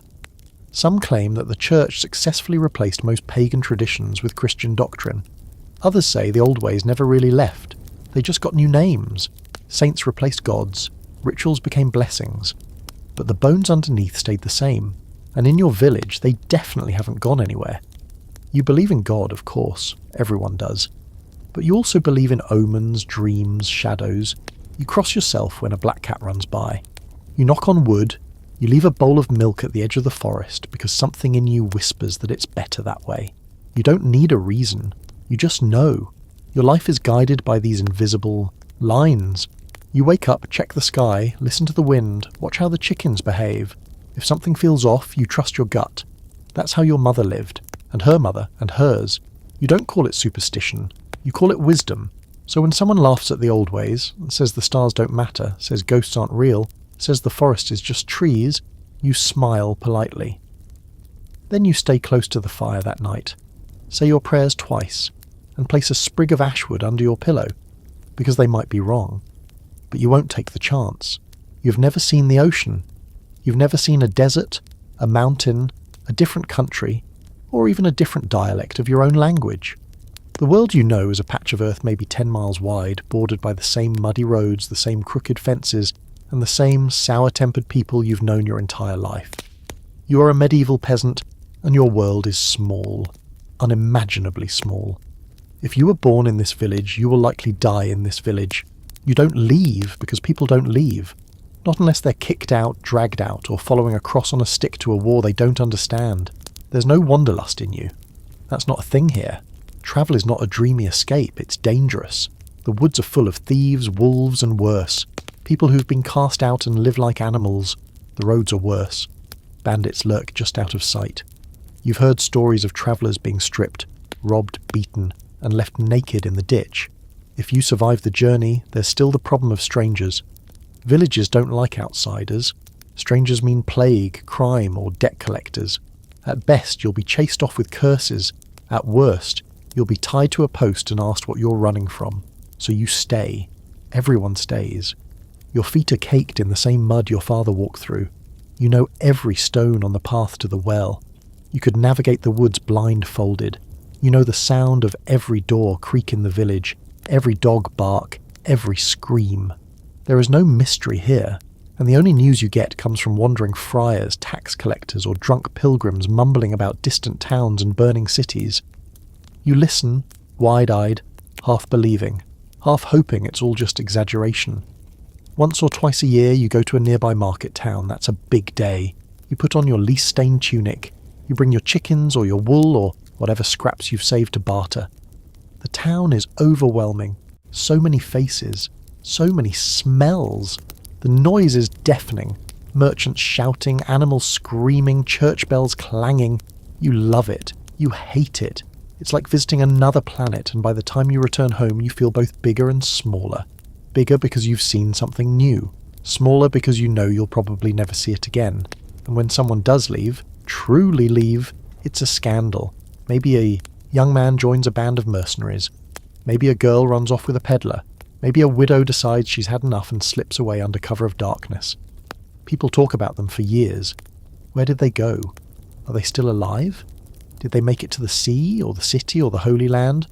Probably not. Probably dead in a ditch. That's what people say anyway. It comforts them. It justifies their own staying. The only people who travel regularly are merchants, pilgrims, soldiers, and criminals. You're none of those. You're tethered to the land. Legally even. If you're a serf, you can't leave without the Lord's permission. If you run, you're a fugitive. You could be tracked down, dragged back, and punished. It's not just about geography, it's about ownership. You are not your own person in the eyes of the law. You are part of the estate, as much as the pigsty or the apple orchard.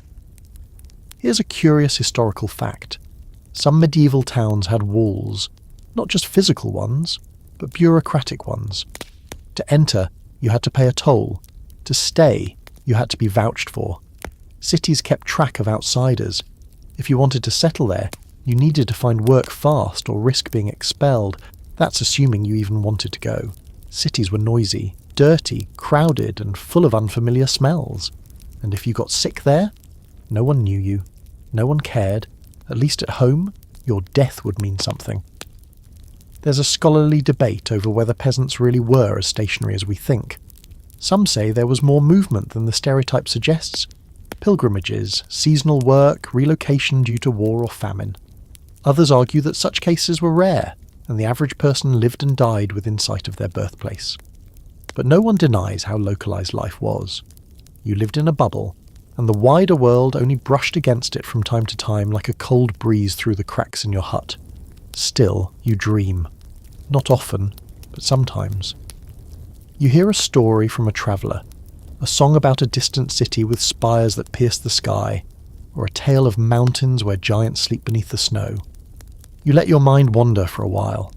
What would it be like to walk into a place where no one knows your name, to eat food you've never tasted, to see animals you've never heard of, to hear a language that bends like music?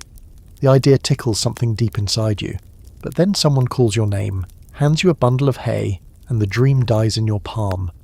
So your world remains small, intimate, repetitive. You know the gossip. You know who's sleeping with whom, who's cheating the miller, who saw something strange in the woods. You know every cough, every limp, every family feud that's gone on so long nobody remembers how it started.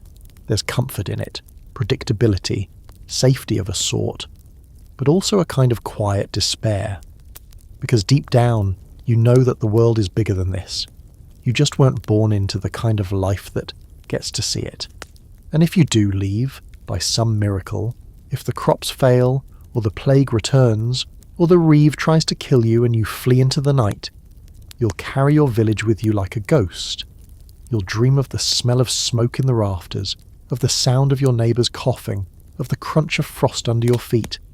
And no matter how far you go, you'll still be that same muddy-footed child from the same stretch of road, trying to imagine what's beyond the horizon and never quite getting there. You don't get to be you, not really. In this world, who you are is mostly decided before you're even born. Your name, your class, your clothes, your job, your place in the village hierarchy. Personality, dreams, hobbies. Those are luxuries for saints and fools. You are your family's son or daughter, your lord's peasant, your priest's sinner, your spouse's burden, and if you live long enough, your children's fading memory. Identity isn't something you find, it's something you're assigned, like your chores or your food ration. Let's say you're a boy. From day one, you're told to be strong. Not in the emotional resilience way, but in the carry this until your spine gives out way. You're told not to cry. Ever. If you do, someone smacks you for wasting time. You learn quickly that your worth is measured in how much you can carry, how little you can eat, and how silently you can suffer. Your hands blister early. You learn the shape of a scythe handle before your voice cracks, and no one asks if you're happy. If you're a girl, your path is even narrower. Obey, endure, marry, repeat. There's no space for being different. No safe way to be loud, weird, or opinionated. Anything outside of quiet obedience is risky, maybe dangerous. Even the wrong haircut or tone of voice can get people whispering. You're expected to be humble, invisible, and always useful. You don't belong to yourself. You belong to your family, your husband, your faith.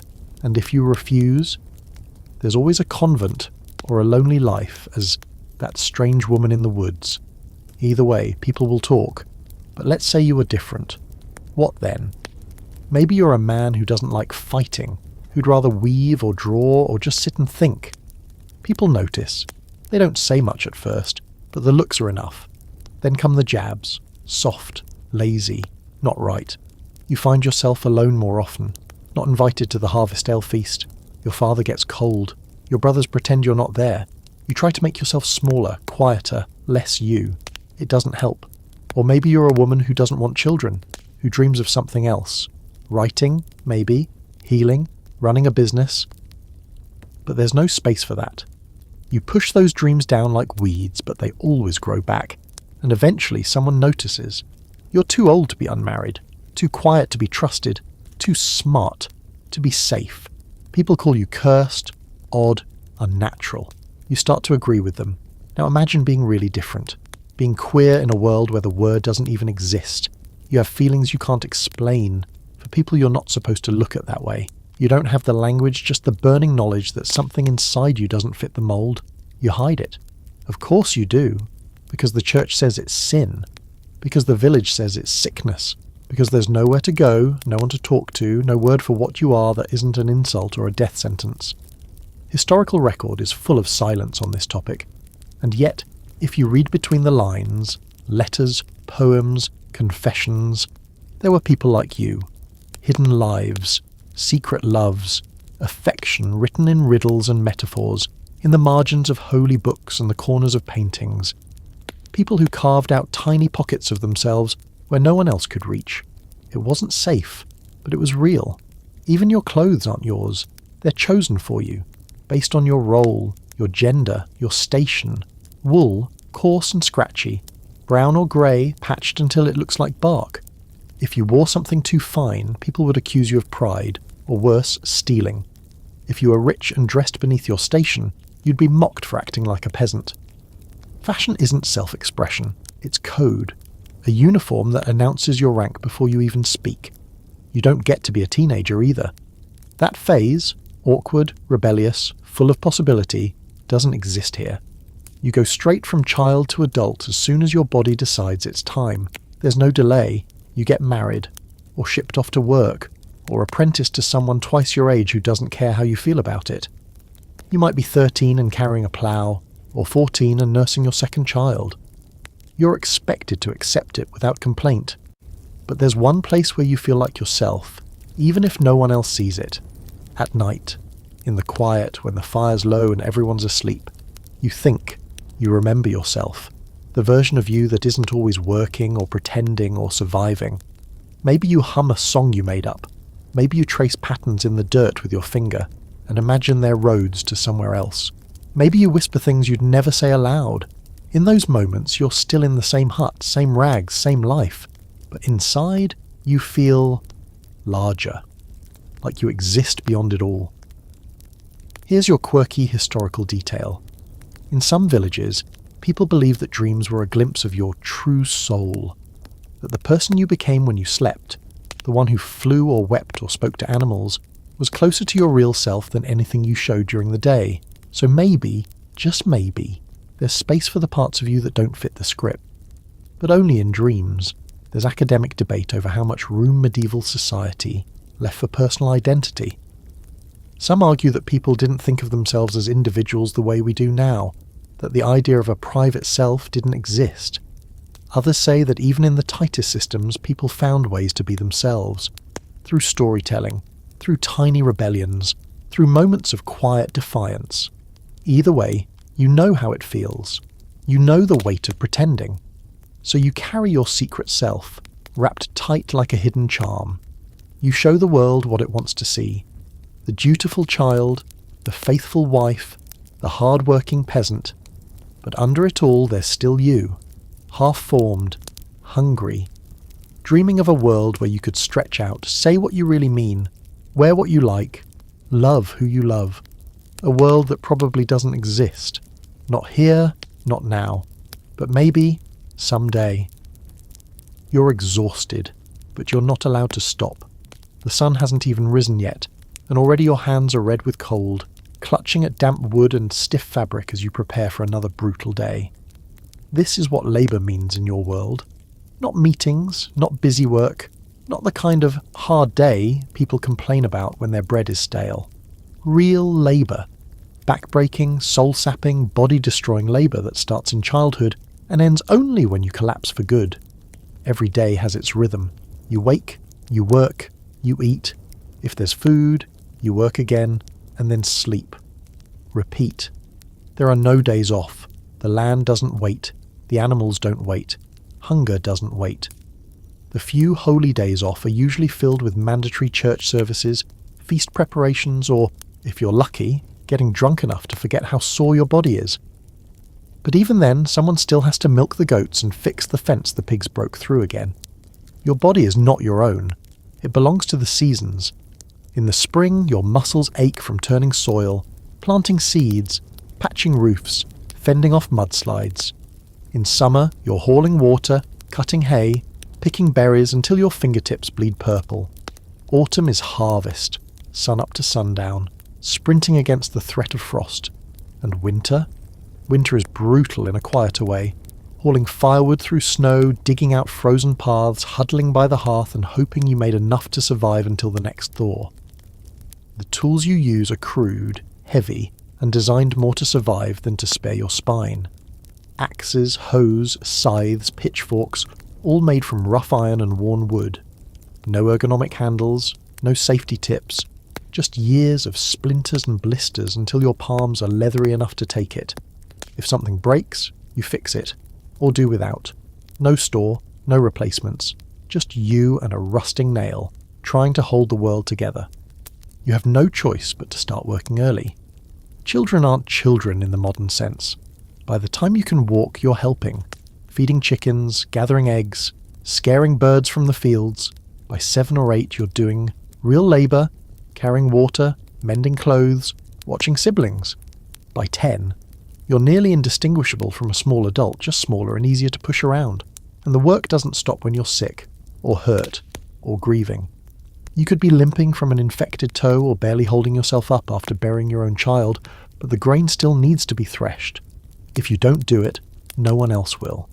That's how the system works. Everyone is already doing too much, so you pick up your tools and move like a ghost, hollow and shivering. Women's work is never ending. The fields might belong to the men, technically, but inside the home, women are chief executives of everything. You're grinding grain by hand, kneading dough, brewing ale, weaving cloth, sewing clothes, tending the garden, raising the children, nursing the elderly, preserving food for winter, fetching water from the stream, cleaning everything, and somehow still expected to look halfway presentable at church. You're the engine of the household, and no one thanks you unless something goes wrong. You have no idea what free time is. Leisure? That's for saints and nobles. If you're not actively working, you feel guilty, or suspicious that someone else is about to hand you another task. Maybe you get an hour in the evening to sit by the fire, and you spend it repairing shoes or untangling wool. The closest thing to a hobby is singing while you work, or telling stories to make the children shut up while you try to spin yarn in peace. Here's a strange historical fact. Peasants worked fewer days per year than the average modern office worker. Sounds like a win, right? Not quite. That time off was often forced due to weather, war, famine, plague, and when you did work, it was physically punishing from dawn until collapse. Only 150 days of work a year isn't a perk when each of those days could break your body in half. And speaking of bodies, they don't last, not with this lifestyle. Your knees ache by your 30s, your teeth are falling out, you walk hunched by 40, if you're lucky enough to reach that age. Arthritis, malnutrition, injuries that never healed right. Your back's been sore since you were 12. Everyone's limping. Everyone's coughing. No one's thriving. You're all just surviving on borrowed time and sheer stubbornness. Sometimes the worst part isn't the pain, it's the monotony. Doing the same thing every single day. Watching your life pass in increments of potato plants and thatch bundles. Dreaming maybe of doing something else, being somewhere else, and knowing deep down that you never will. That this is it, that the view from your cottage door is as wide as your life will ever be. And yet, there are tiny moments of joy. You make up songs while working. You laugh with your sister while scrubbing laundry. You sneak a sip of ale when no one's looking. You tell an off-colour joke at the well and get a genuine wheezing laugh from a neighbour. The kind that makes you forget, just for a second, how hard everything is. Those little sparks keep you going more than food ever could. There's still debate among historians about how miserable peasant labour truly was. Some argue that life was mostly harsh but tolerable, that people were used to it. Others insist it was an unending grind that crushed the human spirit. You don't need the debate. You have the blisters. You have the memories of frostbitten fingers and skin rubbed raw from carrying pails. You know the truth in your bones. Work is life. Work is pain. Work is survival. There is no other way. So you roll your shoulders, spit into your calloused palm, and lift the scythe again. Because the grain won't cut itself. And winter's always closer than you think. Somewhere between the 3rd time you've patched your shoes this month and the 4th time you've eaten a dinner that's 90% turnip and 10% mystery, it hits you. You're always poor. Not just broke. Not just temporarily down on your luck. Chronically, generationally, spiritually poor. And you are not alone. Everyone around you is too in one way or another. Poverty isn't a condition in your world. It's the default setting, like dirt, or hunger, or the sound of someone coughing behind a closed door. There is no climbing the ladder. There is no ladder. At best, there's a slippery rope made of rotting flax, and the people at the top are stomping your fingers every time you try to grip it. Your parents were poor. Their parents were poor. Their parents were probably slightly more miserable because they didn't have shoes at all. You weren't born into opportunity. You were born into obligation, specifically to work someone else's land, give up a chunk of your harvest, and still thank them for the privilege. You owe your Lord rent. You owe the church tithes. You owe the reeve your compliance, and you owe fate your silence.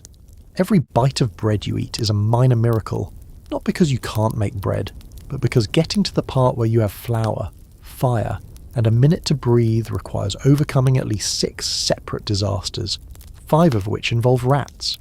It's not just food. Everything you own is second-hand, or third, fourth, fifth. Your clothes are patched until they're more patched than cloth. You wear your father's old tunic and he wore his father's, and it still has a suspicious stain on the sleeve no one will explain. Your belt is a rope. Your blanket is a rough wool sheet that smells like sheep, ash, and your entire life. You have 1 pair of shoes. If they fall apart, you go barefoot until you can fix them, or until frostbite fixes the problem for you. Need a new tool? Good luck. You trade for it, or borrow one, or carve something half useful out of wood. Metal is rare and expensive and usually owned by the blacksmith who charges in both coin and favours. You once traded 4 weeks of firewood for a single nail. A nail. It broke after 3 days. You don't have savings. There is no extra. There's just barely enough on good days, and less than that when the harvest is poor or the weather turns or someone gets sick. A single unexpected expense can ruin your entire year. A broken plough, a dead cow, a cracked pot. It all matters. Every object in your home is vital. Every loss is a tragedy. And every debt is a weight tied to your ankle. And yes, you are in debt. Everyone is. If you rent land, you owe grain. If you rent a plough ox, you owe labour. If you borrow anything from anyone, you owe favours.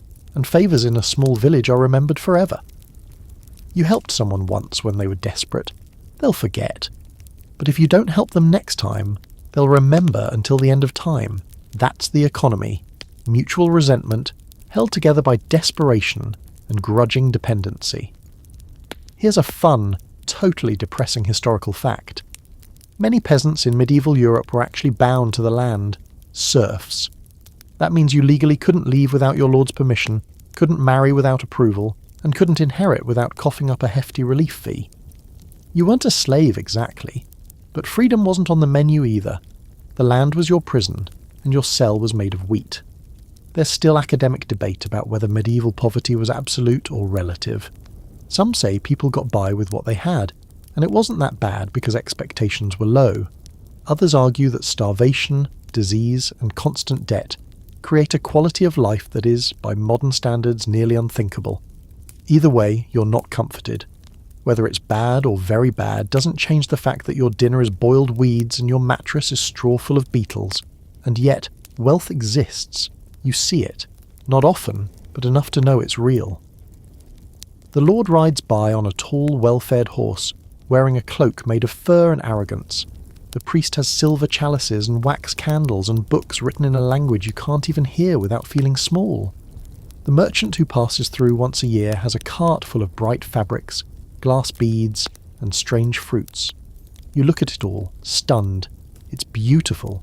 It's impossible. It's not for you. You're told that poverty is holy, that the poor are closer to God, that your suffering is a test and you'll be rewarded in the next life. You want to believe it. Some days you even do. But when your child cries from hunger and you have nothing but a crust of moldy bread, it's hard to see the divine in that moment. It just feels like punishment, not a test. Just life. You dream sometimes, not of gold or palaces. That's too far-fetched. But maybe your own bit of land, your own cow, enough grain to last the winter, a home with no leaks, a bed with fewer lice, shoes that don't hurt your feet. These are the wild fantasies that keep you going. These are your riches. And when someone gets lucky, Maybe they inherit a bit of land or marry someone slightly better off. It's like watching someone walk on water. Everyone's in awe, everyone's jealous, and deep down, everyone knows it won't last. A bad storm, a new tax, a jealous rival, it all comes crashing down eventually. No one escapes for long, so you wake each day knowing that nothing is secure, that you could lose everything by nightfall, that your poverty isn't just a lack of money, it's a weight, a fog, a hungry presence that sits at your table and eats more than you do. And still, you work. You hope. You patch the holes. You chase rats out of the grain. You tell jokes around the fire. You hold your children close and promise them that maybe their lives will be better. You don't really believe it. But you say it anyway, because in a world where you have nothing, hope is the last thing they haven't taxed. You don't know what privacy is. Like conceptually, it just doesn't exist. The very idea of being alone, truly alone, is almost laughable. Your entire life plays out in full view of everyone you know, your family, your neighbours, your livestock. You live in a one-room house, maybe two if you're really lucky, and everything you do, eating, sleeping, arguing, bathing, giving birth, is done within arm's reach of other people who are probably doing the same thing. There is no such thing as my space, only the space. You share your bed, and not in the cosy romantic way. It's you, your spouse, your children, maybe a grandmother, a baby goat if it's cold enough, all packed into a straw-stuffed mattress that smells like hay, smoke, and the slow accumulation of human breath.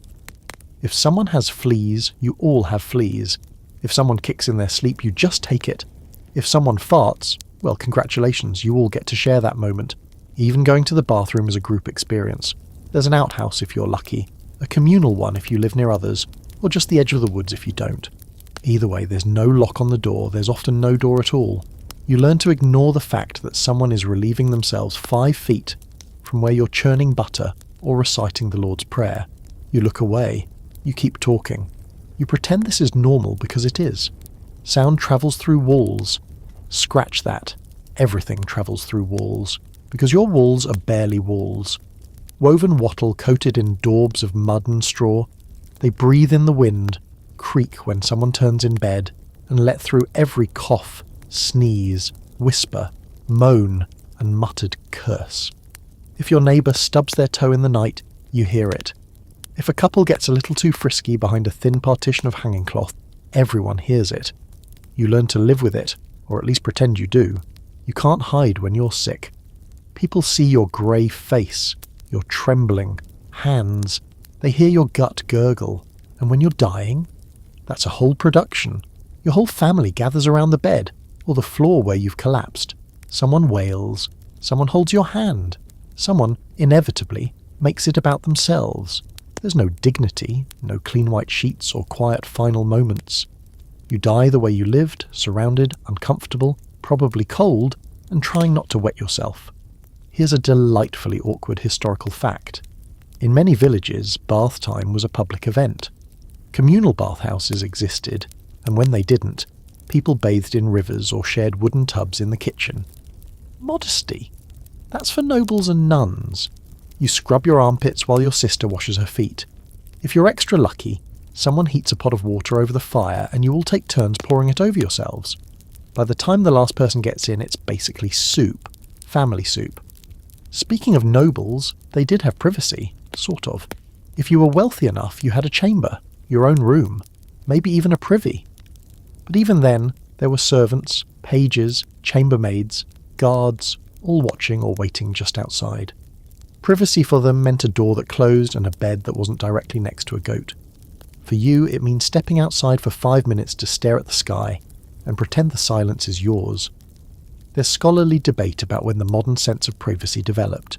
Some historians argue that it wasn't until the Renaissance, maybe even later, that people started craving solitude the way we do now. Others say the need for privacy is timeless, just harder to satisfy in a world built on survival, not comfort.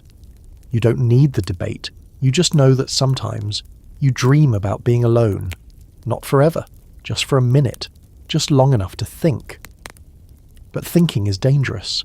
If you think too long, someone accuses you of laziness, or heresy, or witchcraft. So you keep your thoughts quiet. You carve out mental corners of solitude, little daydreams, memories, prayers whispered while pretending to nap. You watch the fire and pretend it's talking to you. You make up stories in your head that you'd never say aloud. Sometimes you go to the woods just to sit under a tree and breathe like you're not being watched by the whole village. That counts as privacy, right? Even your relationships aren't private. Everyone knows who's arguing, who's cheating, who got caught behind the barn with the Reeves' daughter. Gossip is oxygen. If two people so much as make eye contact for longer than usual, someone's whispering about it by sundown. And if someone gets pregnant? Oh, honey, everyone knows before she does. Secrets are nearly impossible to keep. You bury them in silence and prayers, but they rise anyway. That bruise, that absence, that weird tension between families. Everyone sees. No one says anything, but they know. You know. And the knowing sits like a stone in your gut. Impossible to pass. Always present.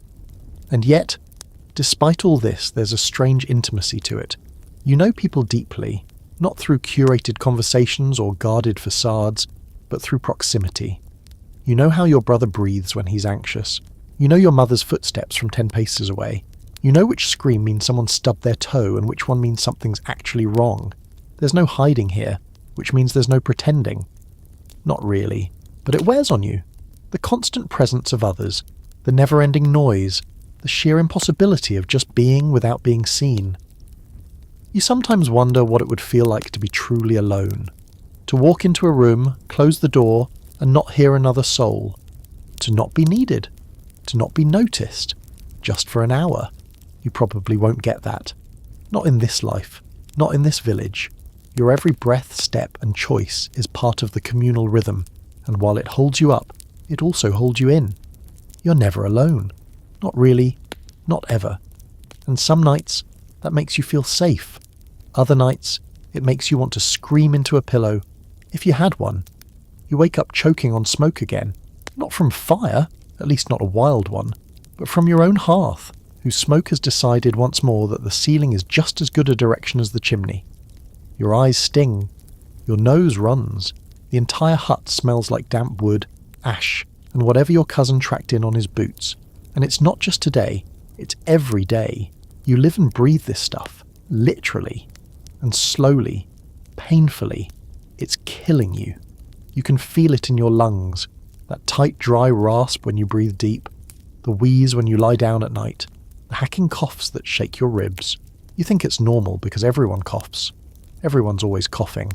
Old people, young people, kids, especially in winter when the fires burn day and night and the windows stay shut tight to keep in what little warmth you have. You cough yourself to sleep and cough yourself awake. Sometimes you cough until you vomit.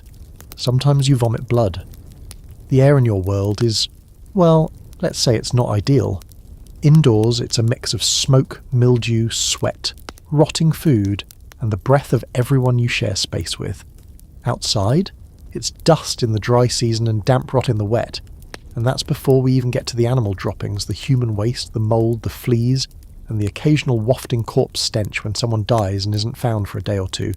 It's a sensory experience, one you never get to escape.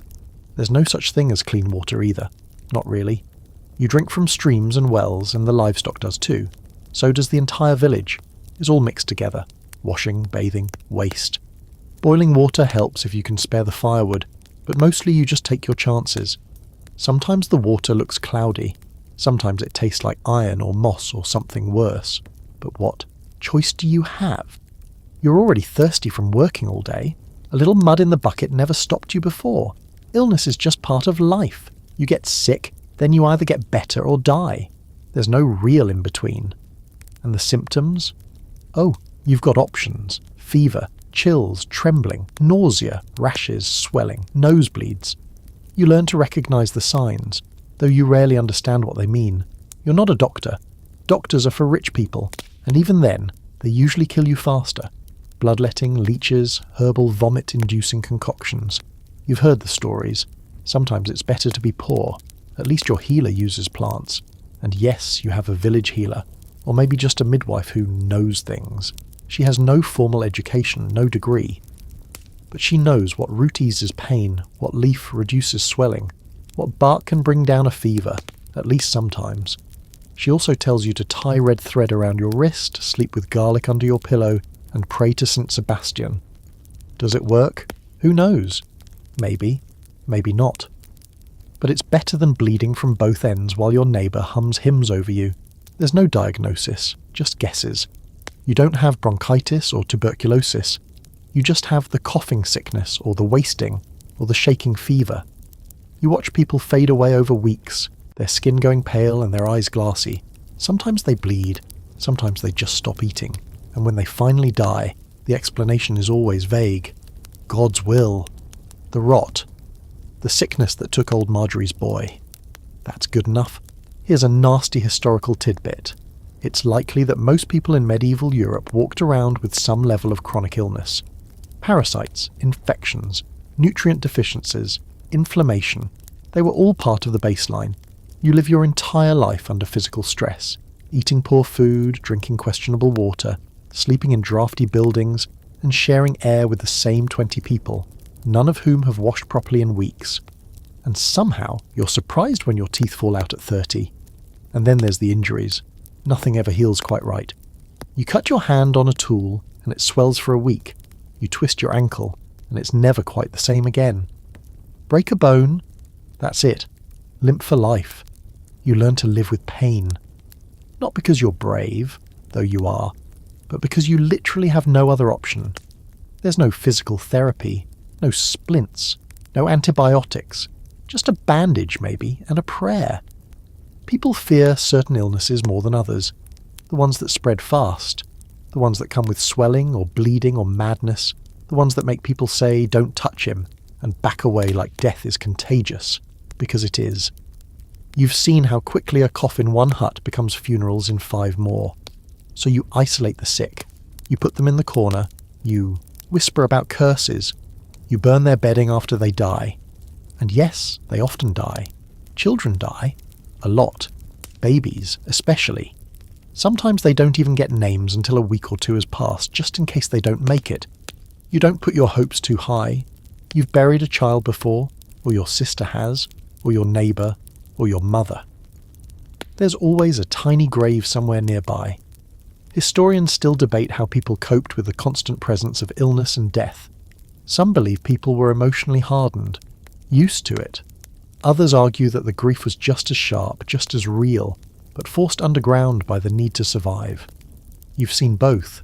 People who cry for days, and people who go back to work like nothing happened. You do what you must, and through it all, you still live. You still laugh sometimes. You still sing songs while working. You still notice how nice the sun feels on your face, even while your lungs rattle and your stomach growls. Because life, as miserable and short and filthy as it is, still has moments, still has meaning. And still, despite everything, clings to you with stubborn, beautiful desperation. So you cough, you spit, you patch yourself up with moss and prayer and willow bark. You survive another day in a body that's failing, in a world that doesn't care. And somehow, unbelievably, you still want more days. Because wanting to live, that's the one sickness you'll never be cured of. It's night again. Cold, damp, too quiet. The kind of quiet that makes you worry something is sneaking up behind you, even when you're inside, sitting by the dying fire with your knees tucked under your chin. The hearth glows softly, red-orange coals flickering like the heartbeat of a sleeping beast. You've worked all day. Your bones throb with that dull, wet ache that never really goes away, and still, your mind won't settle. Not tonight. Not when the dark feels this thick like a wet cloth pressed over your face. Sleep should be simple. You're certainly tired enough. But in the medieval world, nighttime is its own flavour of miserable. It's not peaceful. It's not cosy. It's dangerous. It's when everything you've been holding back, fears, regrets, memories, grief, spills out like rats from the walls. You lie down on your straw-stuffed mattress, or maybe just a threadbare blanket on the dirt floor, and you try not to listen to the groans of the house, the wind clawing at the shutters, the breath of whoever you're sharing the room with. And don't forget the animals. Maybe it's the pigs outside snorting and shifting. Maybe the cow lowing in the shed. Maybe it's mice. Or worse. Rats scratching in the thatch above your head. Bold little monsters that might fall onto your face if they get curious enough. You've seen it happen. You sleep with your mouth closed now. Learned that lesson the hard way. You shift. Your back's sore. Your legs are stiff. The straw pokes through the blanket. The smell, earth, smoke, sweat, is overwhelming and yet familiar. Home, you guess. But it's not enough to make you feel safe, because night is when things come loose. Not just your thoughts, but the world itself. That's what they say. This is the hour of ghosts. You believe in ghosts. Of course you do. Everyone does. It's not superstition. It's just fact. You've heard them, felt them. The old man who died last winter. Sometimes you swear you hear him coughing in the dark. The child who drowned in the river 2 springs ago, someone said they saw her reflection in the water again, even though there was no one there. The woman who disappeared in the forest. You sometimes hear her singing if you're brave, or stupid, enough to walk near the edge after sundown. There are rules about ghosts. Don't speak their name after dark. Don't answer if you hear someone calling you from the trees. Don't whistle after nightfall. Don't leave a chair empty at the table unless you mean to invite someone unseen. Don't throw away food at night. They might take offence. You don't know who they are, but you don't want to find out. And it's not just spirits. The night holds worse things. Things older than death. Everyone has their own story. A cousin who vanished. A woman who woke up with claw marks on her door. A man who wandered off drunk and came back days later. Half mad and unable to speak, eyes like glass, fingernails cracked and bloody. He never said what he saw, just sat by the fire after that, rocking and humming something that didn't sound like a song. Sometimes, the priest warns you not to believe all the stories. He says the devil plays tricks, that fear is a weapon, that faith is the only shield you need, but the priest also sleeps in a stone house with a locked door and a silver crucifix hanging above his bed, so yeah, even he's afraid. You can see it in his eyes when he talks about what walks in the dark. Here's a weird but very real medieval belief. Night was thought to be divided. People used to talk about first sleep and second sleep. You'd go to bed early, sleep for a few hours, then wake up in the middle of the night. That in-between time was when people prayed, thought, even visited neighbours, if they were brave, and then you'd go back to sleep again until morning. It was normal. It also meant you spent a lot of time lying in the dark trying to keep your mind from turning on you. And oh, does your mind betray you? You start to think about everyone you've lost. That baby who didn't make it through winter. The brother who died in the plague. Your mother who left behind a locket you still wear, hidden beneath your tunic. The way your father looked in his last days, thin, yellow, and too tired to speak. Their faces rise up in the dark, vivid and alive, and for a moment you wonder if you're seeing ghosts or just memory. You think about how small your life is, how nothing you do seems to matter in the long run. You fix the roof, it caves in, you plant a crop, the frost kills it. You raise a child and the fever takes them. Over and over, struggle, loss, repeat. And yet you still try, you still care, you still cry, even if you hide it. What kind of fool does that make you? Or does that make you human? You hear someone shift nearby, a sigh, a soft murmur in sleep. The fire crackles low, then sputters. You add a log, even though wood is scarce. You tell yourself it's just for warmth, not because the shadows feel like they're moving, not because you swear the silence just whispered your name. Eventually your body starts to surrender. The heaviness pulls at your limbs. Your breath slows. Your heart calms a little. The ghosts drift back to wherever they wait. The things beyond the door lose interest. And finally, you fall asleep. It won't be long. You'll wake again before the sun. There's more work waiting. There's always more work. But for a few short hours you're free, floating in dreams where the world is different, where the plague never came, and the harvest is always good, and your dead come back, smiling, arms open, like none of it ever happened. And when the rooster crows, you'll rise again, shake off the cold, and face another day. Because you have no choice. But tonight, for a little while, you belong to the dark. Okay, deep breath. You made it. 30 sections of dirt, death, despair, darkness, and, somehow, resilience. You've walked barefoot through mud, slept under a thatched roof that leaks cold stars onto your forehead, coughed up blood into a linen rag, whispered prayers to saints whose names you barely know, stared into a fire that burned a little too low. And you survived it. Well, almost. Technically, if this had been real, you probably wouldn't have made it to Section 7. But hey, let's not get picky with details. So now you're here, blinking back into your modern world, where beds are soft and air doesn't smell like goat, and everyone isn't just a heartbeat away from the Black Death. Kind of wild, isn't it? You get to turn on a faucet and drink water that won't give you dysentery.